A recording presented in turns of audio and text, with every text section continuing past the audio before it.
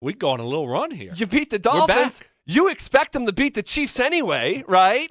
So now you're 4-3. And then you got the Falcons who are spiraling. I did have that for a win for a little bit. Dan Quinn will be gone by then. Now you're 5-3 and on an inside track for a home game in the playoffs. Oh, my God. That's what coaches do. You're right, man. That's what coaches do. So we'll see how it plays out for Drew, but hopefully I don't want him to play. I don't even want him to play.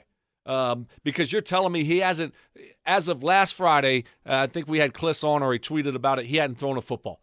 And I didn't hear, did Mark say he's thrown one, today, he threw one yesterday, or he has thrown one at some point in his life? What was his report? I don't know. What was that? What was it? You heard he was throwing a football. That's the report. He was throwing a football. I don't know. Recently? Like today? Yesterday? I don't know if he was underwater doing it. Apparently, it was yesterday. Yesterday. Okay. So he was throwing a football yesterday. And that, let's just go with that being the first time that he's thrown a football. Maybe Mark can give us some more reports tomorrow with a little bit more details, hopefully. His birdies, he'll get some more birdies talking to him. If that's the first time that he has thrown a football since he's been injured. Regardless, it's good news for me. No, it's good news. But then are we really expecting in, 7 days, 6 days that, bam, you're going to be ready to play an NFL game? We're talking about your throwing shoulder here. We're not talking about like an ankle sprain, and he's a quarterback. This is the most important part of his body. So I just, I think it's probably not going to work out, and they're probably not going to overextend it. Like, we can, take a shot of this and take 2 of these. No, and not sniff for a the little shoulder. deer antler spray. No, not for the shoulder. You'll be ready to go. Linebackers only can do stuff like that. Ray Lewis and that bionic arm in the Super Bowl, just bionic. Like you just ripped your arm in half 3 weeks ago, Ray. I'm back. Like deer antler. We haven't heard of deer antler spray since then. Whatever happened to it? I don't know. Huh? I don't know. There's no way that stuff works. There's no way. Oh, my gosh. I mean, look, deer antler spray, how do you even find that stuff? I've never heard of it before. Like I said, I haven't heard of it after. No. And how someone ever discovered that deer antler ground up and huffed. Is that you huff it? Why do they call it deer antler spray? I thought you would spray it on yourself. No, I think you. Oh, you snort it? Spray it like huff it. Huff it? What do you mean snort it? Like I know, like you spray. It's a spray, I think. And then you breathe inhale it in. Yeah. Inhale it. I don't know what you're talking about. Like snort it. You're talking about huffing it. Do you spray it under your tongue? Steven says you spray it under your tongue. Steven's used it. It's like the essential oils. Give us a breakdown of it, Steven, since you've you got all the details on it. You've done a lot of research on it. Oh, you wrote a research paper on it? What? Unbelievable. Look, if you told me that Drew Lock will be back for the Dolphins game and he would just miss 3 weeks, who wouldn't have signed up for that after the prognosis when it was like 3, 4, 5, 6 weeks? Zach, 1,010%, buddy. 1,010%. We would all signed up for it. And it feels like until Drew Lock comes back, the Broncos season, and pardon me for saying this, it lacks some meaning. Yes. Like these football games, they're just kind of going through the motions until because does anyone believe a Drew Lockless team is going anywhere anytime soon with Brett Rippon, Jeff Driscoll, and Blake Bortles, the holy trinity of backups? No. Bill Belichick does. Right. The Bill does. And the talent of the room. Yeah, besides Bill, really I don't think anybody else thinks that's going to happen. And look, this season's a wash anyway. Okay? It just is. We haven't even played the Chiefs. This season's a wrap as far as, making it to the playoffs. It's not going to happen. Okay? So it's all about we can still accomplish a lot of things here. And the biggest one is watching Drew Lock play. But you're right. It's not the same semblance. I guess unless you're a diehard Bronco fan that only wants them to win, every single week, and that's all you care about is the here and the now. Yeah, and what they're going to do this Sunday. Right, no context about the future and about what these things look like. It's all about, hey, let's just win a football game this Sunday, and that's it. Other than that, it's about figuring some stuff out, and at the top of that totem pole is Drew Lock. And the second goal after that is so far in the rearview mirror. Like, even if it is someone as important as Bradley Chubb, can he be, a franchise pass rusher that gets his fifth-year option picked up? We got to make that decision this offseason, too. Yes. Right? And that's a big conversation. Yes, huge. It is, and it's a big storyline. But second by a country mile to the Drew Lock experiment. And are you going down this road with Drew Lock, or are you drafting a quarterback in the top 5? Yeah. That is so massive, and it's hanging over this organization. So if you're telling me that Drew Lock will be back for the Dolphins game and we'll get him against Dolphins, Chiefs, Falcons, Raiders, Chargers, Saints, Chiefs, Panthers, Bills, Chargers, Raiders, now I'm excited for every single week, whether they win or lose, because one way or another, we're going to get an evaluation. So, and apparently, by the way, deer antler spray is sold at GNC. So it's legal. I mean, GNC doesn't sell anything bad, right? I mean, it's legal. They can't. I mean, it's. I don't know. I look at these GNC products and they tell me 60 different things, and at the bottom it says none of this has been approved. Taking your own risk. And I'm like looking at these ingredients. I'm like, wait, arsenic? What? It starts with an X and chloroform. Ends with a Z. Why is it? Oh. And we're bleaching it to make the powder look like vanilla? That's what we're doing? Oh. You want me to take this 8 times a day? Holy gosh. My heart feels like it's beating out of my chest. Oh Lord. I used to take some of this stuff. I think that's our next bet. Our next bet is the loser has to take deer antler spray. Yes. For a month. I'm going to come in here and grow 6 inches. You're going to have an antler coming out of the back of your head. Oh, my gosh. When I was in college, I used to take some of this like pre-workout stuff, get like fired up and go in the weight room. Rip Fuel, Jacked 3D. Oh, my gosh. Those guys used to take Rip Fuel. Dude, used to do Jacked 3D. I've never heard of that. It's like, take two scoops of this. Yeah. So I'm like, all right, if I take 4, it'll be twice as good. Right. If 2's good, 4's better. And then I'm like blacking out doing the bench press. I'm like, why does it feel like there's ants crawling on the back of my head? Why am I tingling from head to toe here? Oh, my God. Where am I again? Is this normal? Yeah, those guys. I remember when I first got in the league, all the offensive linemen used to take the Rip Fuel stuff. Yep. But before games. And it's just like, what are they taking? And I tried it one time, and it felt like my heart, like I wanted to hit everything in sight. Yeah. I couldn't catch anything. Right. But I wanted to just hit people and just. You could get shaky, too. Oh, yeah. And your heart feels like it's, beating 10,000 beats a minute. I mean, it's just crazy. Just crazy. I was like, I'm not touching that stuff again. I used to take it all. No Explode. Oh, my gosh. No Explode. My No Explode days. Yeah, that was your go-to? Look out. Oof. Look out. Okay. Tomorrow, we are going to tackle a bunch of different things. One, we are expecting to hear from Vic Fangio. We'll get to some player audio. We're going to play Stock Watch, our Wednesday staple. Okay. But how about this? What else we got? Oh. We had Noah Fant join us on Monday. Yeah, we had Noah. We got the Noah Fant show now. Tomorrow. Uh-huh. What time is it, Steven? We got somebody else? 1:10 at 1:10 p.m. Uh-huh. Von Miller. The Vonster? The Vonster. The Vonster. So it's a big week here, big show. That's going to be great. Catch up with Von and see how he's doing with his rehab. What's his thought process about contract situation coming up? I mean, there's a lot to get into with him, right? Obviously. So this is awesome. We get Von. Can't wait. We got Von. Wait. Shout out to everyone on the RamosLaw.com text line. 541 says, LOL, I'm laughing so hard right now. All these GNC people weighing in. I love it. We appreciate you guys. Thank you for hanging out with us today. What do you think about that? Like, next bet, loser, got to take deer antler spray for a month. We'll see what happens. I don't know about for a month. You're coming here early just like grinding my head against the wall trying to get see how it goes. If you reach that point, I'll take the bet off. Okay? I'll take deer antler spray. What is it supposed to do for you though? Is it supposed to get you jacked up for workouts? Is it supposed to? I think it's healing. Like it's a healing process. It's a healing thing. Yeah. It's just intense. Yeah. And I. Did you know that somebody said they stopped selling it when it started killing people? Oof. Not sure if I'm taking that for losing a bet. I don't know if that's Did you know that antlers the antlers are shed annually? They don't keep the same pair on. Yeah, then they regrow. I didn't know that till a year ago. Yeah.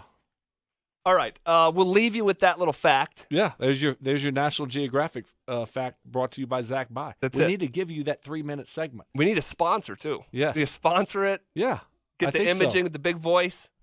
We can work something out. I think so. I mean, you need that because that's your time to shine. You got so much information to give. It's not only sports, right? That's it. You're well-rounded. Good show today. Good show. Felt good. A lot of laughs. Felt good. You had a rough second hour, but you bounced back in the third hour like we knew you would. Yeah. Like we knew you would. Put my head down and run back to the huddle and try to make right. the next play. That's right. You that came in. simple. Once you came in with that KKFN and you got that in, the rest of the day for you was great. When I said Marlon Humphrey was a wide receiver for the Titans, Yeah. that was the low point, right? And I grew from there. Yep. All right. You did. Stephen Priest behind the glass will step aside for now and toss it to the drive coming up next.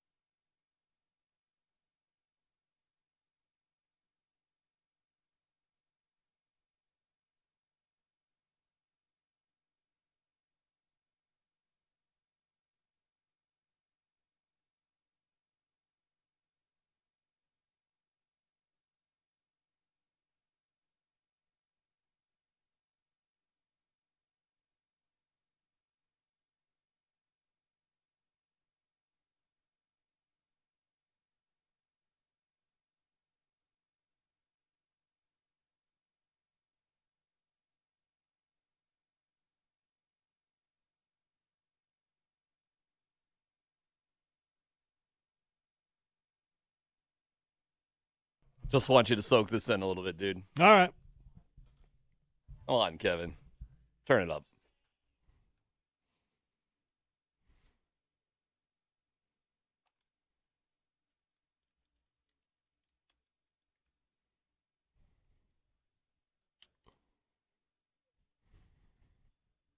When I was 16 years old, I'd been playing drums for about 3 years, and my buddy Ken Moore had been playing guitar around the same amount of time. I don't know. We didn't know what we were doing, dude. We literally playing in the basement. Right. And it's the 80s, and we were just trying to figure things out, trying How to be was the hair? cool. Business in the front, party in the back. Love it. Yep, love it. And when you're in a small high school, there's always a few musicians out there. There's this little friendly competition amongst everybody to, whatever. But there was one kid in our school, and I don't know if he was friends with anybody, seriously, but he was such a good guitar player. And I don't even know how we convinced him to come over to the basement to play, but he did. He came over and we set the cassette, in the boombox, cassette tape rolling. And he played the beginning of this song, Ain't Talking About Love, and it's as if God opened heaven to the religion of rock and roll.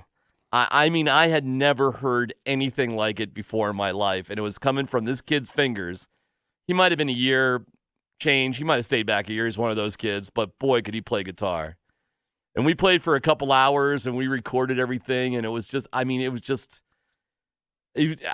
could not believe this was coming, and this was the band I was going to be in. I just was so blown away. And so when we asked him So his name was Eddie? His name was Andy, actually. Okay. But it rhymed with Eddie. And he said goodbye, and we said goodbye, and we'll play again. And then we said, we tried to get a hold of him to play with us again, and we sucked, and he never came over and played again. You guys weren't quite in his league, huh? But it sounded like this.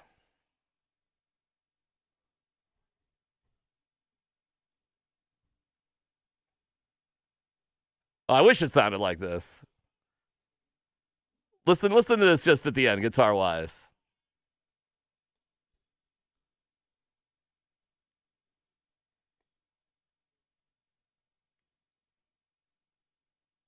Oh, hey.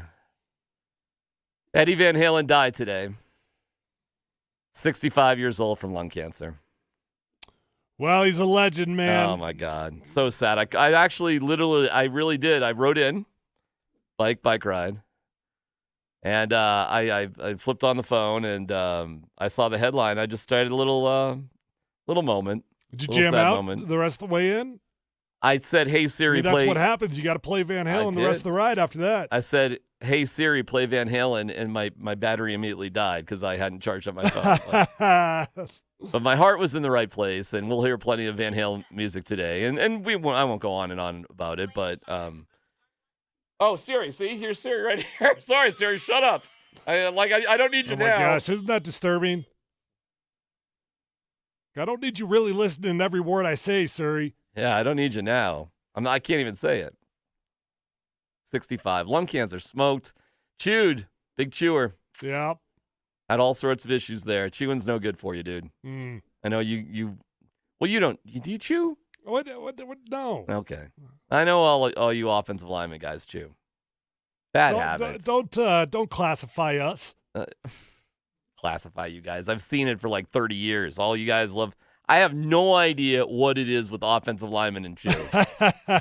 you would have to explain it to me. It's just a culture. I don't know what to tell you. I don't know. I don't get it. It's just why is that a culture? Well, you drive pickup trucks, you don't take showers, and you chew. I don't know what to tell you. That's what offensive linemen do.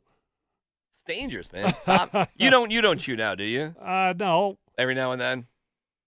Do you really? Oh my God. Will you stop? What? Stop. What are you talking about? I hate to be like Who said anything? You said it. I didn't say anything. You paused and then looked like I don't even know what you're looking at over there. It's hot in here. I was looking for the fan. I'm sure your wife has told you a million times. Oh, to stop my it, gosh. Too. What are you doing right now? Well, because I love you, dude. I don't. What are you doing right now? Because Eddie was my man. Unbelievable. A little guilt trip, man. No. All right. Your life. Oh, my gosh. What are you doing? Because I'm sad about Eddie. All right, cool. All right, I'll leave it there. How you doing? You all right? I'm good. You're irritating me. Well, that's my tribute to Eddie Van Halen, is to henpeck you. Yeah. He was so good. How many bands are defined by not the lead singer? Not many. Yeah, isn't that Not a weird many. one? Not many. No, and they were just as successful with Sammy Hagar as they were with David Lee Roth, and they actually had a couple of other singers that nobody would ever remember in a million years. But I loved all of Van Halen. I loved the old Van Halen. Van Halen 1, Van Halen 2, Diver Down, 1984. Loved all that stuff. But I loved the Sammy Hagar Van Halen too. A little poppier, a little bit more keyboard influence, but Eddie was still great. You can listen to a song like Finish What You Started and realize how incredible the dude is. So I can't say I was ever overly into the genre, but no doubt about it, he's a legend, and happy to celebrate him. Yeah, I don't even know if you have musicians. Boy, this is a real get off my lawn moment. Like, do you even have great guitar players today? Are there great guitar players? I know I'm not really your guy on this one. I don't know. I'm not a huge music who's guy, your generally speaking. Kevin's throwing out Keith Urban. Keith is a fantastic guitar player. Keith Urban is a ridiculously good guitar. Brad Paisley's a great guitar player too. If we're just going to go down the country guitar player road, I don't know if there's many guys better than Keith Urban though. You're probably right about that. I don't know. I couldn't really tell you. Even Keith Urban's got to be in his mid-40s, right? Oh, Keith he's a he beautiful 50? man. I know that much. Oh, he is ridiculous. That dude. You should not be allowed to be as good looking as what? You're just unbelievable. He is good looking. I'm agreeing with you. Yeah. I got Belichick today. Oh, we're gonna have Schefter here in a second. You want to hear Belichick? A little. Sure. I can predict what it's gonna sound like.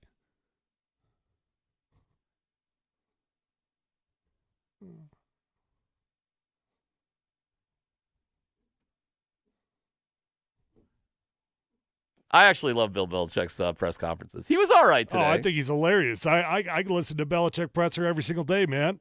I got respect for what he does. I couldn't help it.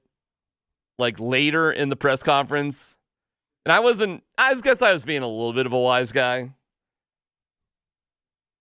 Here we go.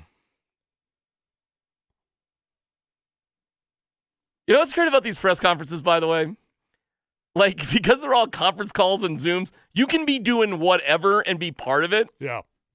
Sitting at home in the kitchen. As I was asking this question, I was putting on my bike shorts in the garage, about to pedal out. Right. And I just was like, I'll throw one in here.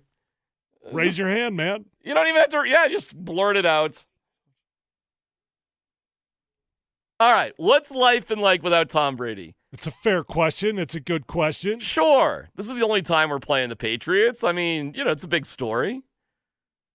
What a great time for Bill Belichick to just sort of give a little respect to Tom Brady and the relationship they had, right? Right, because did you really think that was the response you were going to get, or did you get the response that you knew you were going to get? I thought I got the response I kind of thought I was going to get. No, you got the response that the whole world knew you were going to get. But still, the response still makes me laugh. Oh, yeah. Oh, yeah. So here we go. Life without Tom Brady. Players come and go off teams every year. Right. Players Tom Brady come and go off teams every year. Is just a player. He's just like Tyler Polumbus. Players come and go off teams every year. Quite a while ago, it was this year. It just happened. It happened a few months ago. You've literally only played 4 games in the last how many years? How many years did Tom Brady play there? 20. 20. Yeah, so you played 4 games in the last 20 without Tom Brady. You went to 8 Super Bowls. You won 6. Okay, more? Yeah.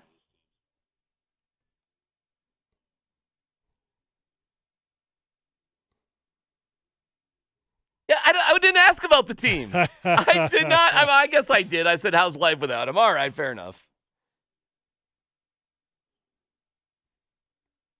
Everyone. Everyone. Who's everyone? Anybody who's come and gone. You have anybody else like Tom Brady on that team over the last 2 decades? We just appreciate everyone.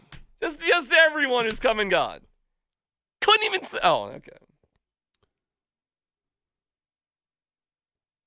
Some of us turned our backs on everybody else and chose to leave, and I've got no love lost for the guy. He couldn't even say his name. That's amazing. That is amazing.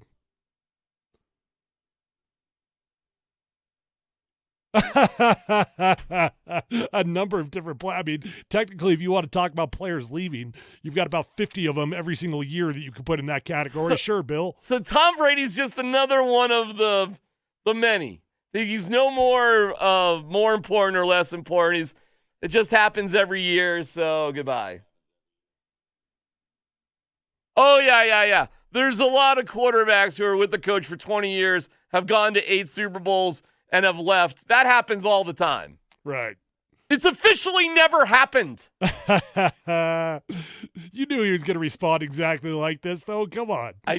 When I asked the question, I give you credit for asking the question, though. I don't even think it was that bold of a question, to be quite honest with you. I think it's actually, how does he not get asked that every week by somebody from the other media? I don't think it's that really, Well, I'm sure he does get asked that question all the time, but I'm sure that's why he's got a pretty standard response for it. Right. He's like, it happens all the time.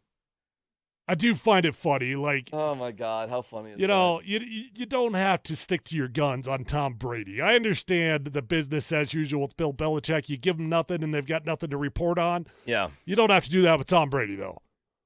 No. You know what? It wouldn't even be that crazy for him to be like, man, it's nice to see Tom out there. He's doing his deal. I saw you had a big game last week. He's a great player. It would have been pretty funny if I followed that up with, okay, Coach, looks like Gronk really didn't want to play with you, huh? Why didn't you just ask him, was it you or Brady?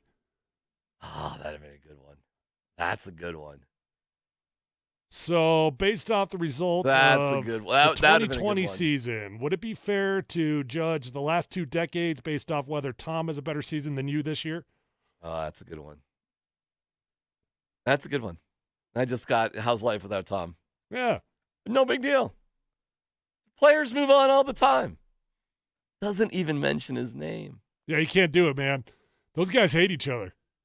They must hate each other. Oh, absolutely they do. They got to hate each other. I mean, I think they've hated each other for a long time. It was such a disrespectful answer. How about this? You can't clump him in there with all of your different cuts that you've got. We've got a number of different players that qualify as moving in and out of this team on a year in, year out basis.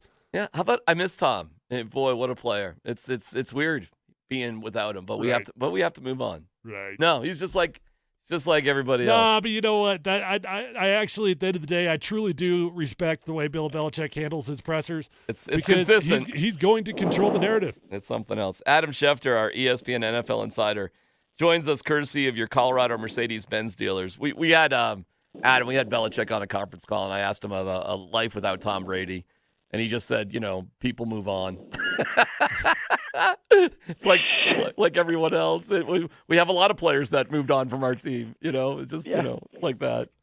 Well, he's not the, emotional sensitive type like that, but he's the greatest coach who ever has lived. I mean, you saw it last night. If they had Cam Newton, I think there's a real chance they might have won that game.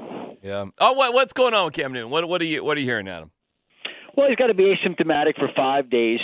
He's got to have back-to-back negative tests. And if those happen, then he'll be able to play.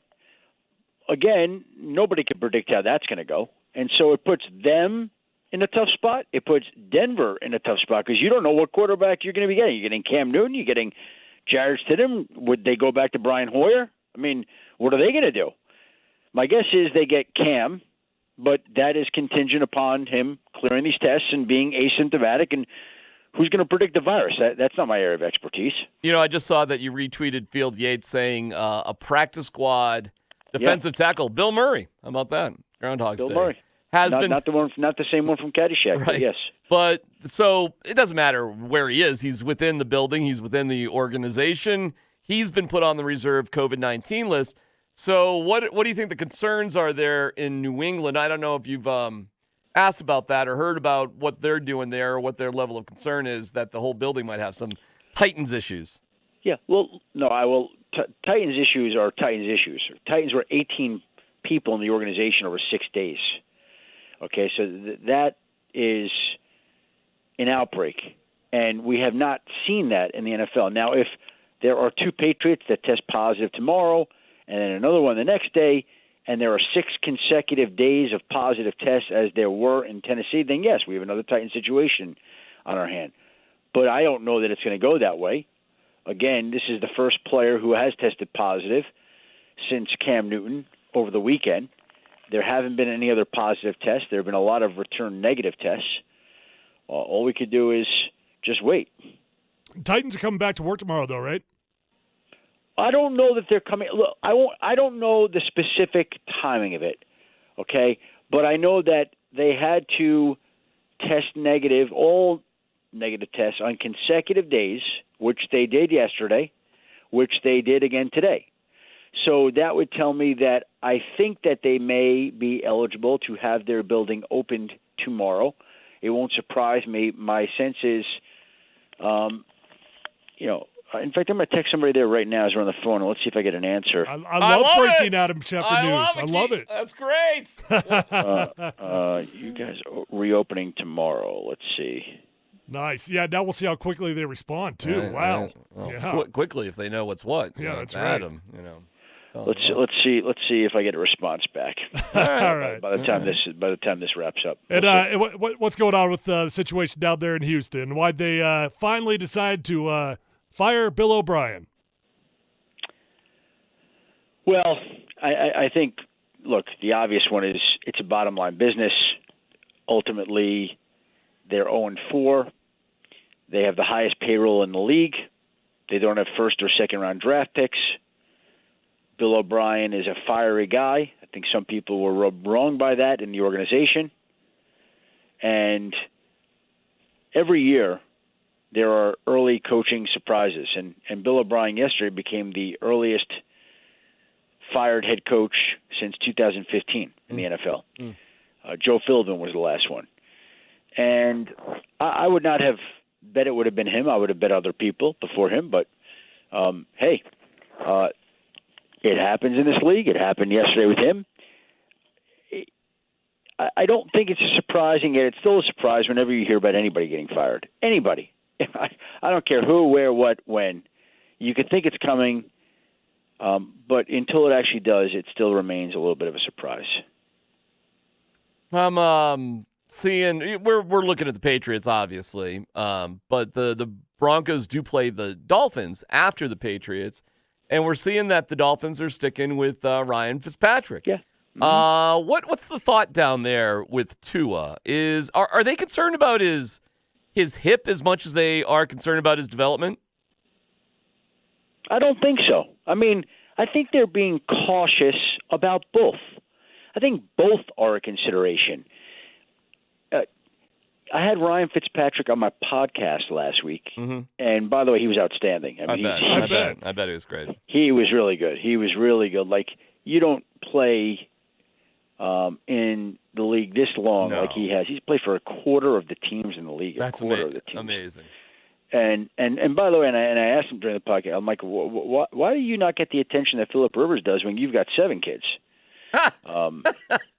And he might not be done yet either. Oh, wow, okay. As he revealed on the podcast. But anyway, he talked about Tua extensively on the podcast, and he's been really, really impressed with the guy. Like, thinks he's going to be a big-time quarterback. And so I think that when you have a guy that has the chance to become a big-time quarterback, you take your time going to that guy who has a chance to become a big-time quarterback, especially since we're not a year out from when he hurt his hip with an injury that some people wondered whether he would be able to play again. True.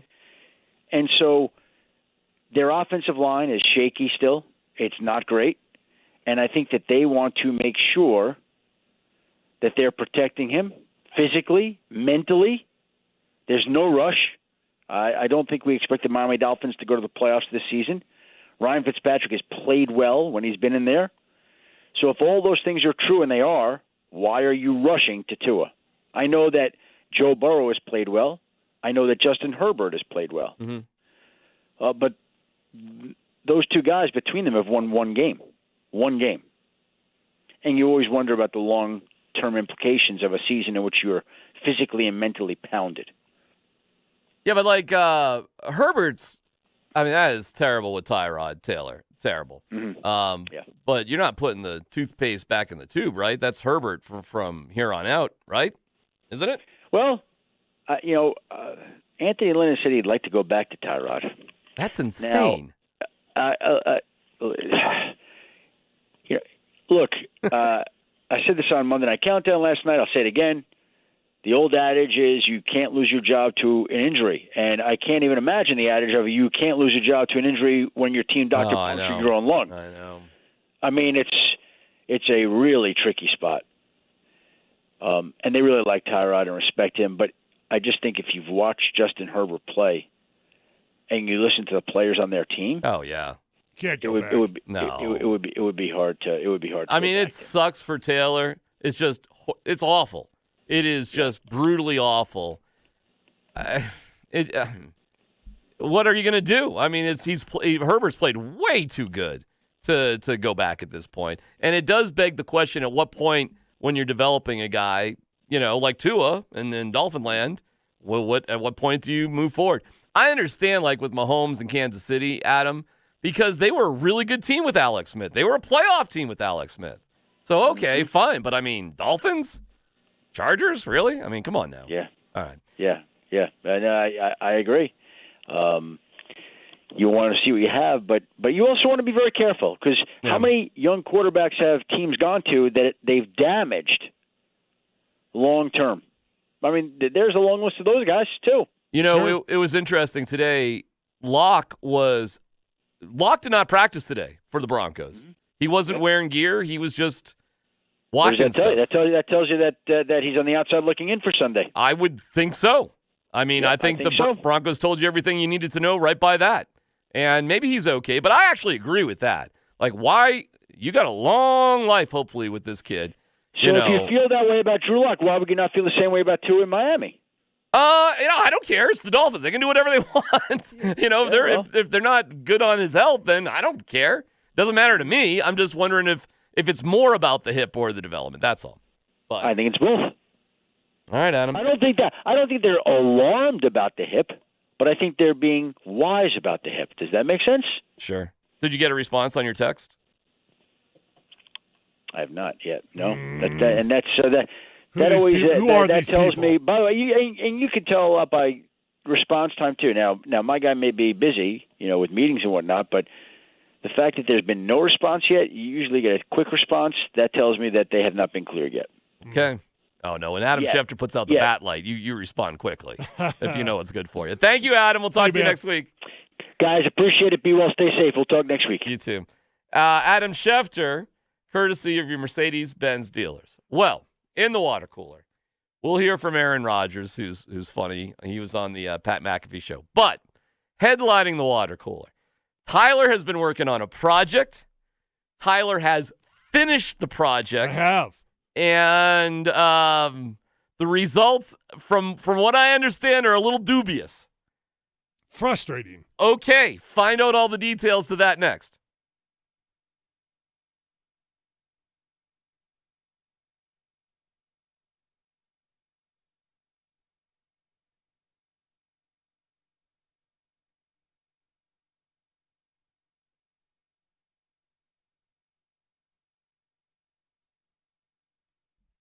All right, DMac here for Golden Spike Roofing. Oh, man. What are we talking about? This weather is just ridiculous. So beautiful. And it's a great time to get out and get the work done on your house that needs to be done before the snow, cold weather, and all that hits, which we're going to get. We're all right with that. We love all the weather here in Colorado, no doubt. But we don't like problems with our roofs. Nope. So get a free roof inspection by getting the DMac deal and calling Golden Spike at 303-942-1386. They'll get up on your roof. They'll tell you what's what. When it comes to the work, they're reliable. They're going to give you a great deal. You're going to get the work done, and you can get it done relatively quickly here. So 303-942-1386. They'll even help you with your insurance all the way from claim to completion. For roofing done right to the last nail, call Golden Spike Roofing.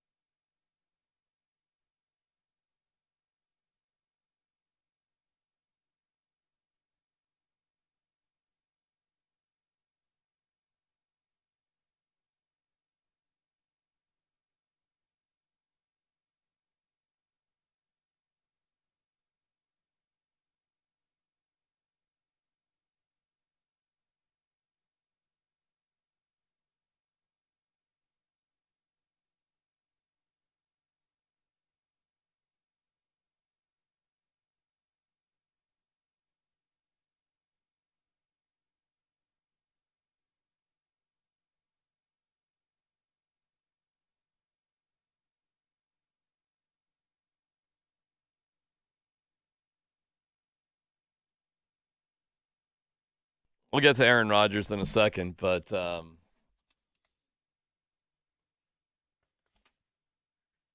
couple times you've said to me, I need something to binge or watch, and I had gone through a little bit of a revisit of The Sopranos. It's like, well, Sopranos is good, and then you go, oh, I've never seen it. I couldn't believe it. Yeah. I could not believe you had never seen The Sopranos, and I was like, you are in for a treat. I watched it all. I watched every single episode, start to finish, man. Got to be 90 hours at least. It was a very strong commitment. There's no doubt about it. It was a bigger commitment than I wanted it to be. What does that mean? Oh, I mean, it was just, that took me, normally I could binge through something in a couple weeks. That took me, I don't know, at least 6 or 7 weeks. And this is with your wife or without your wife? Oh, yeah. My wife watched every episode. And so what was last night? A whole lot of fast forwarding, I'll tell you that much. Really? Oh, yeah. There's a lot of scenes in that are not. We're just moving on? Yeah, we're moving on. Okay, we get it. Yeah. Okay. All right, so where did you find yourself last night? Last night was the conclusion, man. I'd worked and worked and worked, got all the way to the finale, listened to it all, was getting a little bit hyped up. I was having some feel-good vibes when this song came on. They're in the diner. They're in the diner. Tony's sitting there. Well, they're almost all in the diner. Tony's by himself. Meadows having some problems parking. Wife shows up. AJ shows up. Get some fries. Meadow doesn't know how to parallel park. She does not know how to parallel park. I couldn't quite figure out why it was relevant that she couldn't parallel park when I knew there was only about 2 minutes left in the entire series. Why do they keep showing her trying to parallel park? Okay. Listen, if you haven't seen this 13-year-old show, spoiler alert, okay? Spoiler alert. Spoiler alert, yes. 13 years old, all right? It's on you. It's on you if you haven't seen it. You've had some chances, yeah, yes. You've had your opportunities. Yeah. Then we just get a blank screen. A blank screen. And I'm like, what the what? I've gone this far, and nobody told me I was watching Lost. Nobody told me I was watching a show without a conclusion. Well, hold on. All right, well, your feelings are your feelings, so how did you feel? I felt let down. I felt highly let down by the ending. Yeah. Like, I just wanted to see him get popped. Just show me him getting popped. I know you got popped, but just show me he got popped. He definitely got popped. Yeah, I don't know. Did he, though? Oh, yeah, he did. Maybe he's still living on. Maybe he's running all 5 families right now. He's not. He got popped. I don't know. 100%. 100% he got popped. I've done some ultra deep dives. Yeah, as did I stayed up late reading all the reviews. What's the writer's name again? David Chase. Yes, David Chase. He actually blew it. He had a bunch he had a bunch of interviews after the fact, and he accidentally told everybody that he had written a different conclusion in which it was obvious that he got popped, and he went with this one to make it a little bit more, I don't know, up in the air. But no, he let everybody know that he got popped. Tony got popped.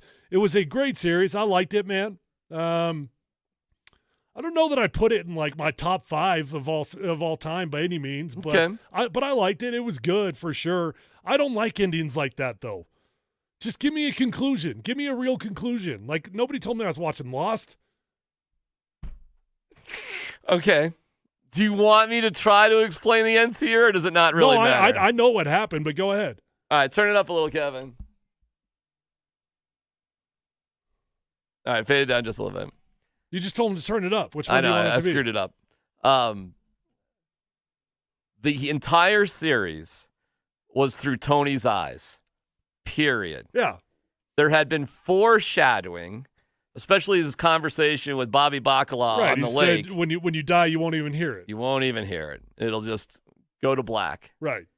And at the end of the day, I thought the ending, upon reflection, gets better and better and better and more brilliant. Because ultimately this Who killed him? Well, he had a couple of different people not, digging him at the time. Who? But most likely it was Johnny Sack. Johnny Sack's family had it done. They made peace. That's it. He's dead. That's it. All that work to see a blank screen? They didn't really make peace, though. There was never really peace. No, of course. Coming, and they killed what's his face, the old guy with the white hair there. They couldn't quite get over that. And the New York families never really viewed the Jersey. Right. They were thought just a little clan. Yeah, they thought they were just nothing. Like they were like little scum sewer rats. Like it doesn't matter if we pop Tony Soprano, there'll be another one that just comes in. They're not a real family. Right. Did we really run out of time there? We're done? Really? Yeah, we're out of time. Oh, too bad. Kind of like the show, just ran out of time. Yeah, just don't decided stop. to put up a blank screen. I thought it was brilliant, but I understand how you feel. It was no good. No, it was a terrible ending. It was a brilliant ending. Terrible. Brilliant. Just show him getting popped and tell me who popped him. But it doesn't matter because the whole show was through Tony's eyes. No, Tony it matters. Tony doesn't get to. And by the way, what's the difference? Did Meadow have to see it all? Did they all have to? Did they live? Yeah, Meadow got a front row view as she. How do you know the Gumas always got murdered? Well, I mean, Tony certainly. I hope that's not a bad word. I don't know. Turn the lights out. No, that's just your yeah, lover. Yeah. All right, Kevin, relax. I heard you. Kevin, freaking out over here. I can play the whole song over if you want. Let's recap it again. I'm glad you finished it. I knew you could possibly be frustrated by it, but it's a great show. It's a great show. I liked it. It was not like best series of all time. Definitely was not best series of all time. Well, congratulations on finishing it. Yeah, I don't know what's next though. I feel lost. What do I do tonight? Have you seen Breaking Bad? Oh yeah. Oh. See, now there's a show with a proper conclusion. That's the type of conclusion that you need. Both dead. Nobody's asking any questions about that. Jesse's okay. People didn't want to believe it, but that was obvious what happened in that one. All right, we'll get to the Aaron Rodgers stuff because Aaron Rodgers stuff is great too, and more from Bill Belichick, and more on Drew Lock, by the way. Not the news I think most people were expecting. Details next.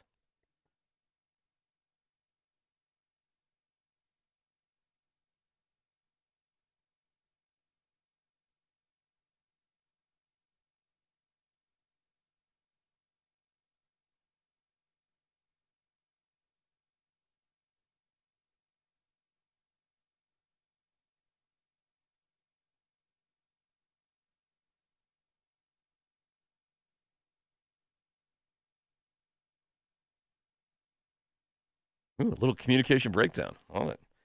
All right, hey, it's DMac for my friends at Premier Heating and Air. No communication breakdown with these guys. A local company growing and doing so well. I'm so proud to be associated with Premier. Local guys that have made it good, and that's why their number is important for you to put in your phone, 303-993-9060.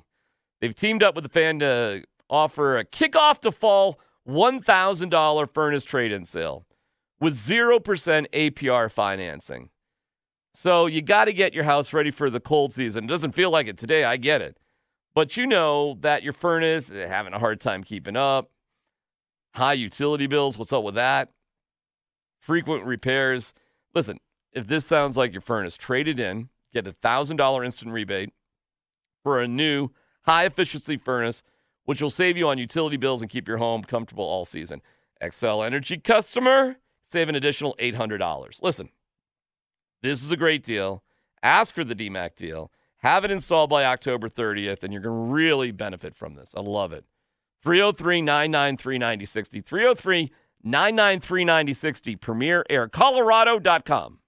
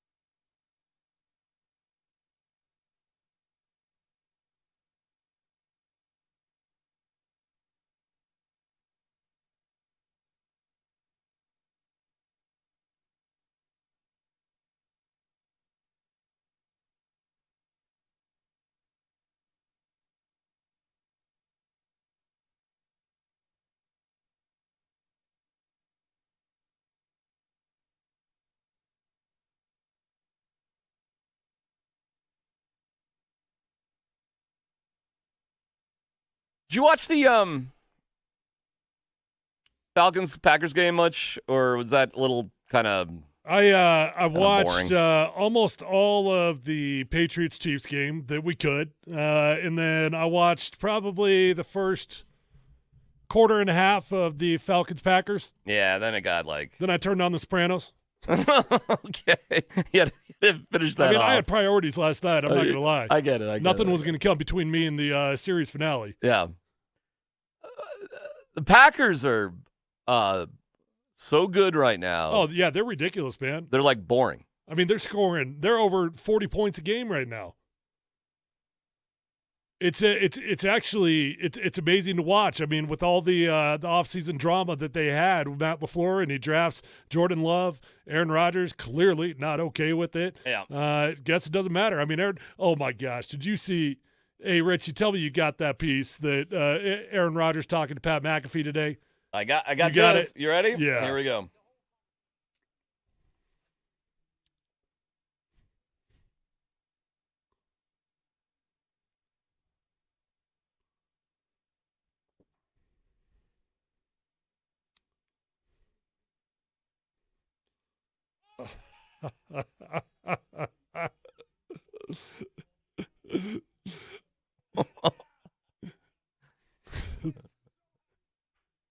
I mean, just the facts.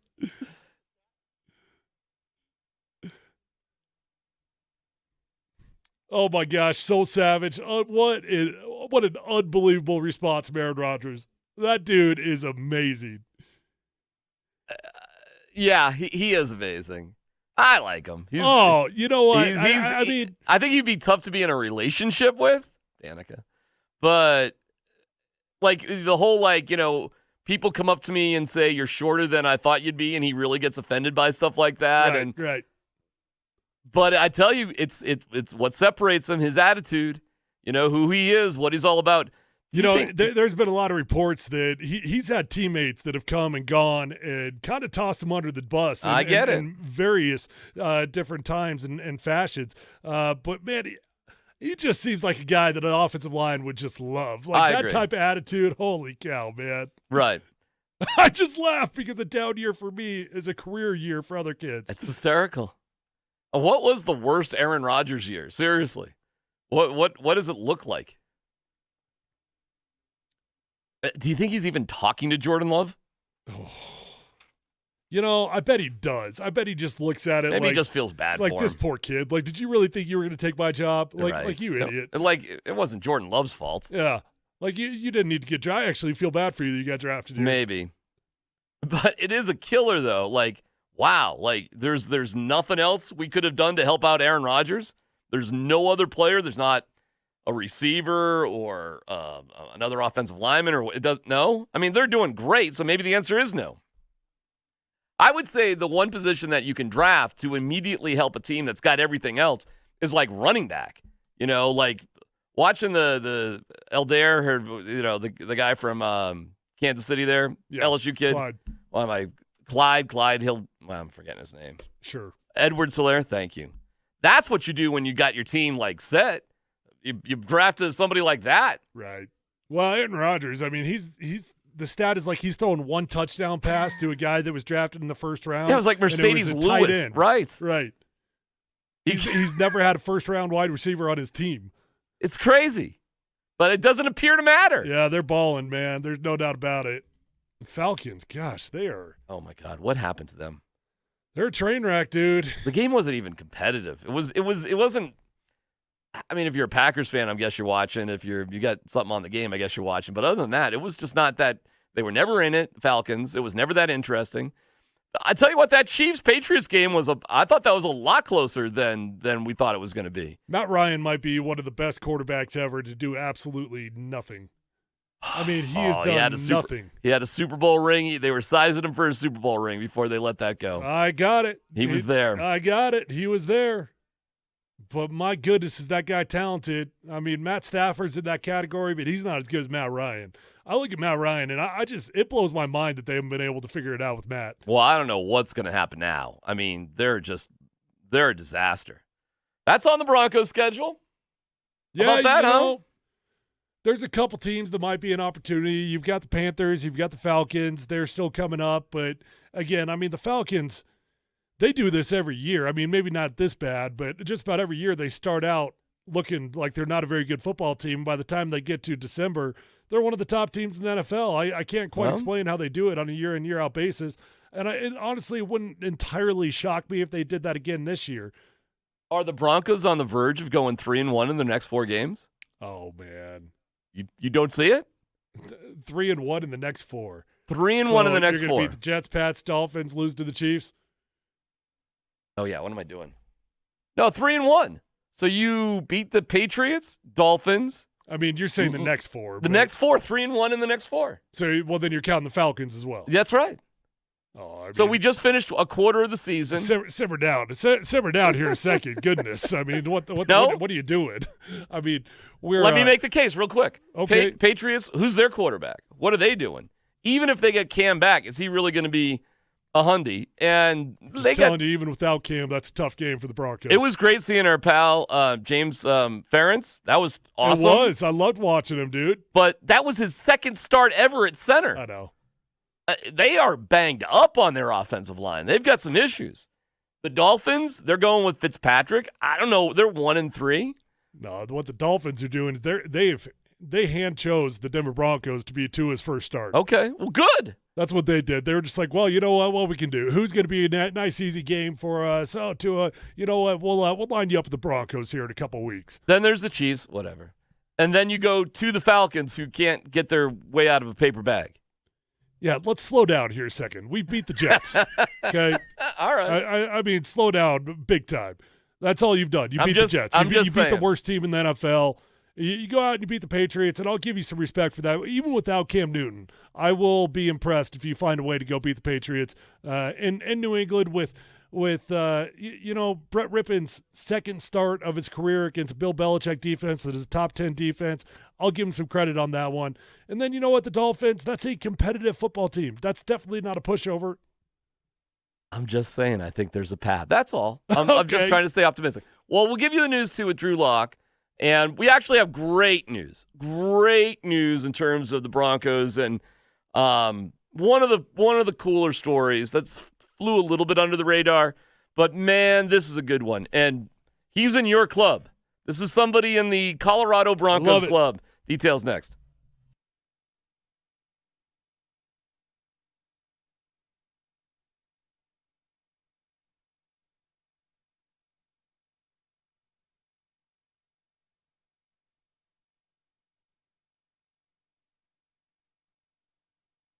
Hey, it's DMac for Profile by Sanford. All right, this is a science-based weight loss program developed by researchers at Sanford Health. Safe and effective, approved by top medical doctors, where you can customize a nutrition, activity, and lifestyle plan based on your goals, health conditions, personal preferences, and genetics. What's you? What can you be? They can help you get there, for sure. I'm starting this journey, and I'm looking forward to it. They have easy meal planning, great-tasting foods, snacks, and shakes. The foods are packed with proteins, nutrients, veggies, and more. It's sustainable. It's not necessarily like a diet. It's a way just to live your life the right way. They've helped over 165,000 people lose 2.5 million pounds. And listen, this is going to work for you too. So if you want to take advantage, mention my name when you sign up, and you'll get a $100 off Profile Cash to buy any of their amazing foods, snacks, and shakes. Go to profileplan.com/Denver to learn more. That's profileplan.com/Denver.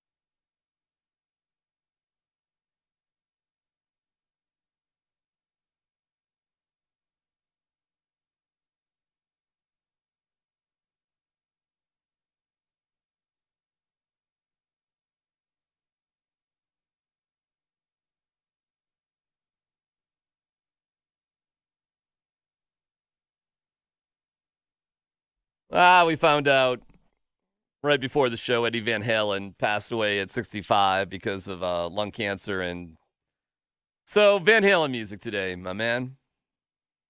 Good stuff. Yeah, he was the best, man. I loved Eddie Van Halen. I'll listen to a bunch of it tonight for sure. Try to listen to it on the bike, maybe. Do you know what I'm doing now? I'm so stupid. I had wireless headphones, and I don't know what I did. I screwed them up somehow, broke them. So now I'm just like playing the music from my phone with the speaker just turned up. Oh, you're that guy? Yeah. It's like I pass you can hear like there's something stupid going on. I mean, when you're on the bike, there's no way you could even really hear that. I know. Guy. It's dumb. Might as well not even have it on. You're absolutely right. But Eddie Van Halen. I wore some wireless ones for my my Pedal with Polumbus event, and they kept popping out on me, and so I had a backup pair that the wired ones, and I went to the wired ones during the Pedal with Polumbus event. I don't want to brag because I know I'm gonna blow everybody away because I have a iPhone 7S. Ooh. But I don't even have a spot to put in the wired headphones. Yeah, I can't even do it. I know. So no, I mean, you can. You just need the adapter. Oh, really? You don't know that? I didn't know that. No. Yeah. There is a way to do There's it. an adapter. Oh, really? Where you just plug it right into the charging port. Oh, you're kidding me. I'm not kidding. Yeah. Well, that actually probably makes sense. about $2. Mike Purcell. Before we get on to Drew Lock, how about Mike Purcell? The club. Let's talk about it. The club is Colorado kids. Your club is really small because you got CU or a Colorado school. Right. And Purcell, where did Purcell go to college? He went to Wyoming, I want to say. Did he? Like Unrein? Did I make that up? How did we lose Purcell? Yeah. He went to Wyoming. How did we lose Purcell and Unrein to Wyoming? I do look at that. Like all these kids, they come out of Colorado. I can understand to agree the guys that go to like Ohio State or whatever, right, like when you're going to the big schools. Laramie? I mean, how do you look at a guy like Mike Purcell and not think that guy can play football? I don't know. I don't know how. We've had this conversation with Mitch before, and he loves Wyoming. He loves it. He is so proud to be a Poke. Although, I never got offered by CSU. Do you know that? What? Yeah, true story. I had 17 offers, including multiple top 15 schools. But not CSU. But not CSU. Did they talk to you? They did, and I'm just. Did assuming, you make it clear? I'm assuming that they knew that my dad played okay. for the Buffs, and if I was going anywhere in state, I was going to see you. To be fair, I'm assuming, but I don't know. I mean, still, you didn't even give the offer. Oh man. Well, Purcell went to Highlands Ranch High School, Wyoming, close. That's same like Mitch, and now has settled with the Broncos. I got you. Let's count them up, right? You have to go to high school here for sure. Yeah. You, Dreesen, Eric Pears, Phil, Mitch, now Purcell. That's 6. Help us out. Anybody else? I'm sure there's more in there. Got to play for the Broncos, so Christian doesn't count. Did Ben go to high school here? Ben. I don't think Ben went to high school here. He went to Air Force. But I don't think he went to high school here. I don't know. I know his family lives in the Black Forest area. Oh, he did? Area. Ben grew up in Grand Junction? Okay, all right. Ben, that's 7. Nick Casa. Huh? How do you ever forget Nick Casa? You can't forget Nick. What high school did Nick go to? I want to say it was Legacy? Outside of Boulder. It was a Legacy. When are we going to get Nick on? We got to get Nick on. Nick Costa, all right. I mean, he never played though. Did he ever dress? He didn't. Let's be honest. How many of them got a Super Bowl ring? I mean, you can narrow. It gets smaller and smaller if you want to circle I guess just Nick and myself. Right. It's under 10. It's a small club. It's a small group. Do you feel a kinship with those guys? Oh, I mean, I always root for. Oh, Dalton. How did we forget? Oh my gosh. He didn't play here. He didn't play here though. No. High school. No, he counts. High school and plays here. I mean, I was trying to think of guys that played in college here as well. I just high school Broncos. Just keep it there. Yeah, Dalton's in that category. No, absolutely. I root for all the local kids, and no doubt about it, it's fun. I mean, it's fun to root for him. It's fun to root for Dalton. Like, when Dalton was going through the draft process, I didn't know a ton about him, but he was the big storyline because he was the local kid. Everybody loved him. He's such a good interview. He knew how to present himself well whenever he got on the media. But I was kind of thinking to myself, like really, are we just trying to will something into existence here? Like, is Dalton even good at football? Started watching the film, and I was like, dang, you know what? This guy actually is pretty good at football. Crazy, right? But Mike's story is even more unique. Mike is unreal. Mike came into the league. He's been around for a while now. I mean, he came into the league in 2013. Think about that. It feels like he's this young kid. He's not. No. He came into the NFL in 2013 with the San Francisco 49ers. He's been cut 10 times. Golly. 10 stinking times. I mean, are you kidding me? Crazy. He's 29 years old, bounced around the league, played with the Niners, Rams, Bears, Panthers, Patriots, Chiefs, Salt Lake Stallions of the AAF, and then the Denver Broncos, and he gets himself a big-time deal, man. I mean, $16 million, right? 3-year, 14.8, 6.8 guaranteed. 6.8 guaranteed. Crazy. That's an incredible story, dude. Just, you got to feel good for him. I mean, deals like that are easier to get done for any organization because it's not a big-time deal, but for Purcell, that's a big-time deal. Why do you think it's clicked like kind of this deep into his career? It's all just about timing and getting in the right system. And sometimes you got to catch a break, Yeah. So let's see. What was it that caused him to get his break? Well, Fangio believes in him for sure because but how did he get on the field? Did Pecco or who was it? Maybe he just earned his way onto the field. I don't know. Maybe I know what it was. I know what it was. Kind of. It was that they had put Shelby Harris in a spot that really wasn't all that that's comfortable right. with Shelby. And then they moved Shelby, put Purcell in, and it clicked. Yep. I mean, it's just all about timing and opportunity, being at the right place at the right time. And it takes finding a coach that does believe in you. There's no doubt about it. I mean, I am so incredibly fortunate that the first team I played for, I had a coach that believed in me. And Mike Shanahan, from the day I came into the league, that guy, he saw something in me. And for the rest of my career, everywhere I went, it was either with Mike or it was with a Mike Shanahan disciple that I promise you, they called up Mike and he answered the phone and he said, yeah, you need to hire Tyler. Hire him today. Well, Mike, he bounced around. Purcell, I'm talking about now. Mm-hmm. And he goes from the Salt Lake Stallions in 2019 playing in the AAF, gets an opportunity here with the Denver Broncos, and really just has done a fantastic job with it, man. He has not just been a traditional nose tackle and then a 3-4 scheme. Like, normally these guys, they don't disrupt. They normally don't get after the quarterback. They're not pass rushers. Mike's done a great job, man. I mean, he's been involved in the passing game. He got himself a sack a couple weeks ago against, who was it? Steelers. You're right. Steelers. It was a nice move, nice little jerk pull move. He's a good player, dude. I'm really happy for him. Well, congratulations to Mike and his family, Highlands Ranch.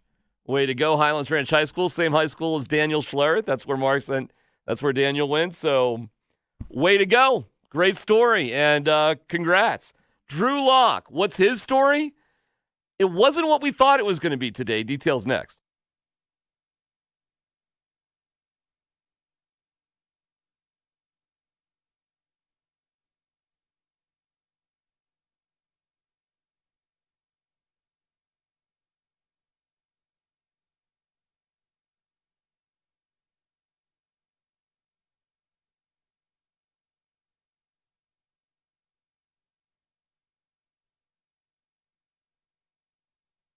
Have you worked hard to build equity and you're worried you're not going to be able to sell your home for full market value?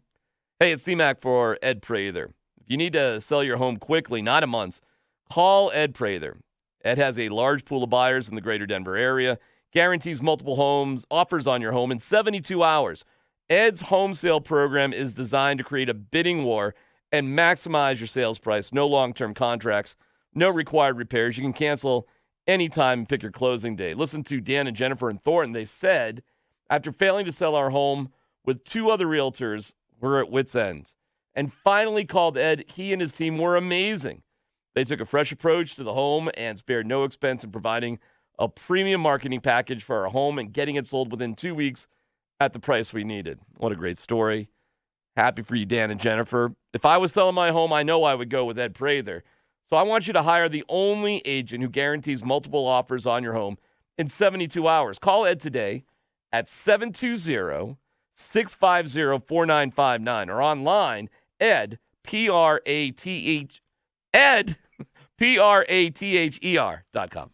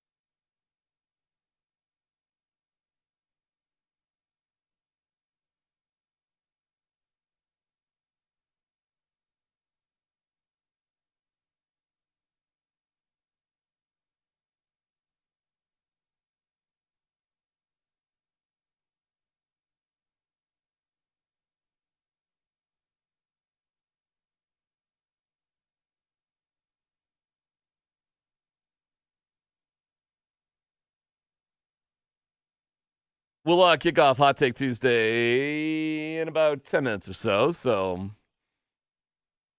get your vibe on what you're thinking about. Seeing the stupid Astros are beating the A's now, too, Tyler.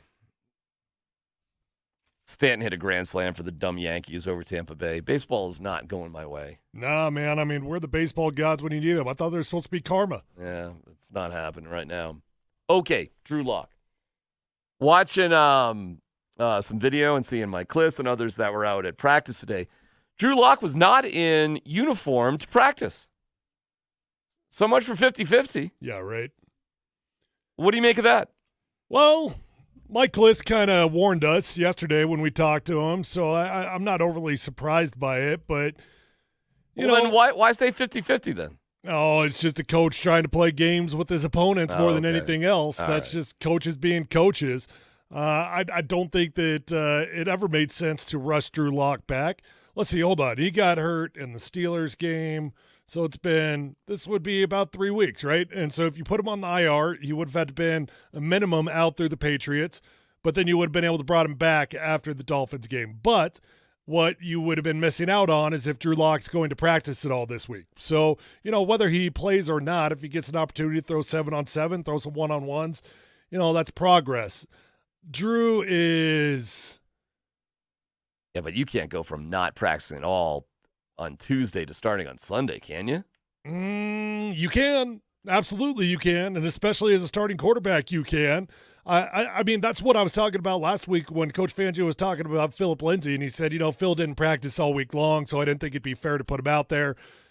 If he's not out there practicing, can't play him. Well, those rules generally only apply to guys like myself, you know, guys that you don't really trust out there. But starting quarterbacks, you want to put them back out there as quickly as you possibly can. So if you were to come back on, you know, I would say Thursday is the absolute latest for him.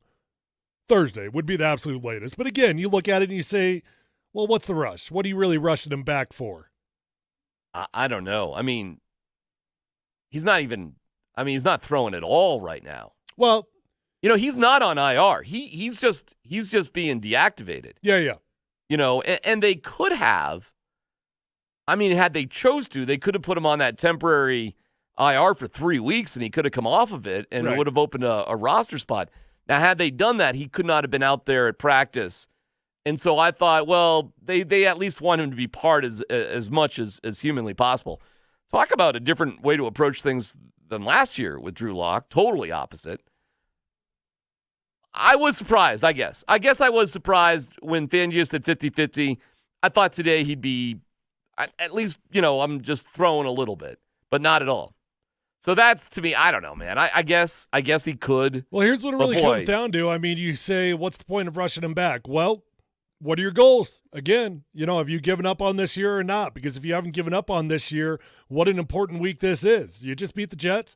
You got an opportunity to go out and play the Patriots, and they may or may not have Cam Newton.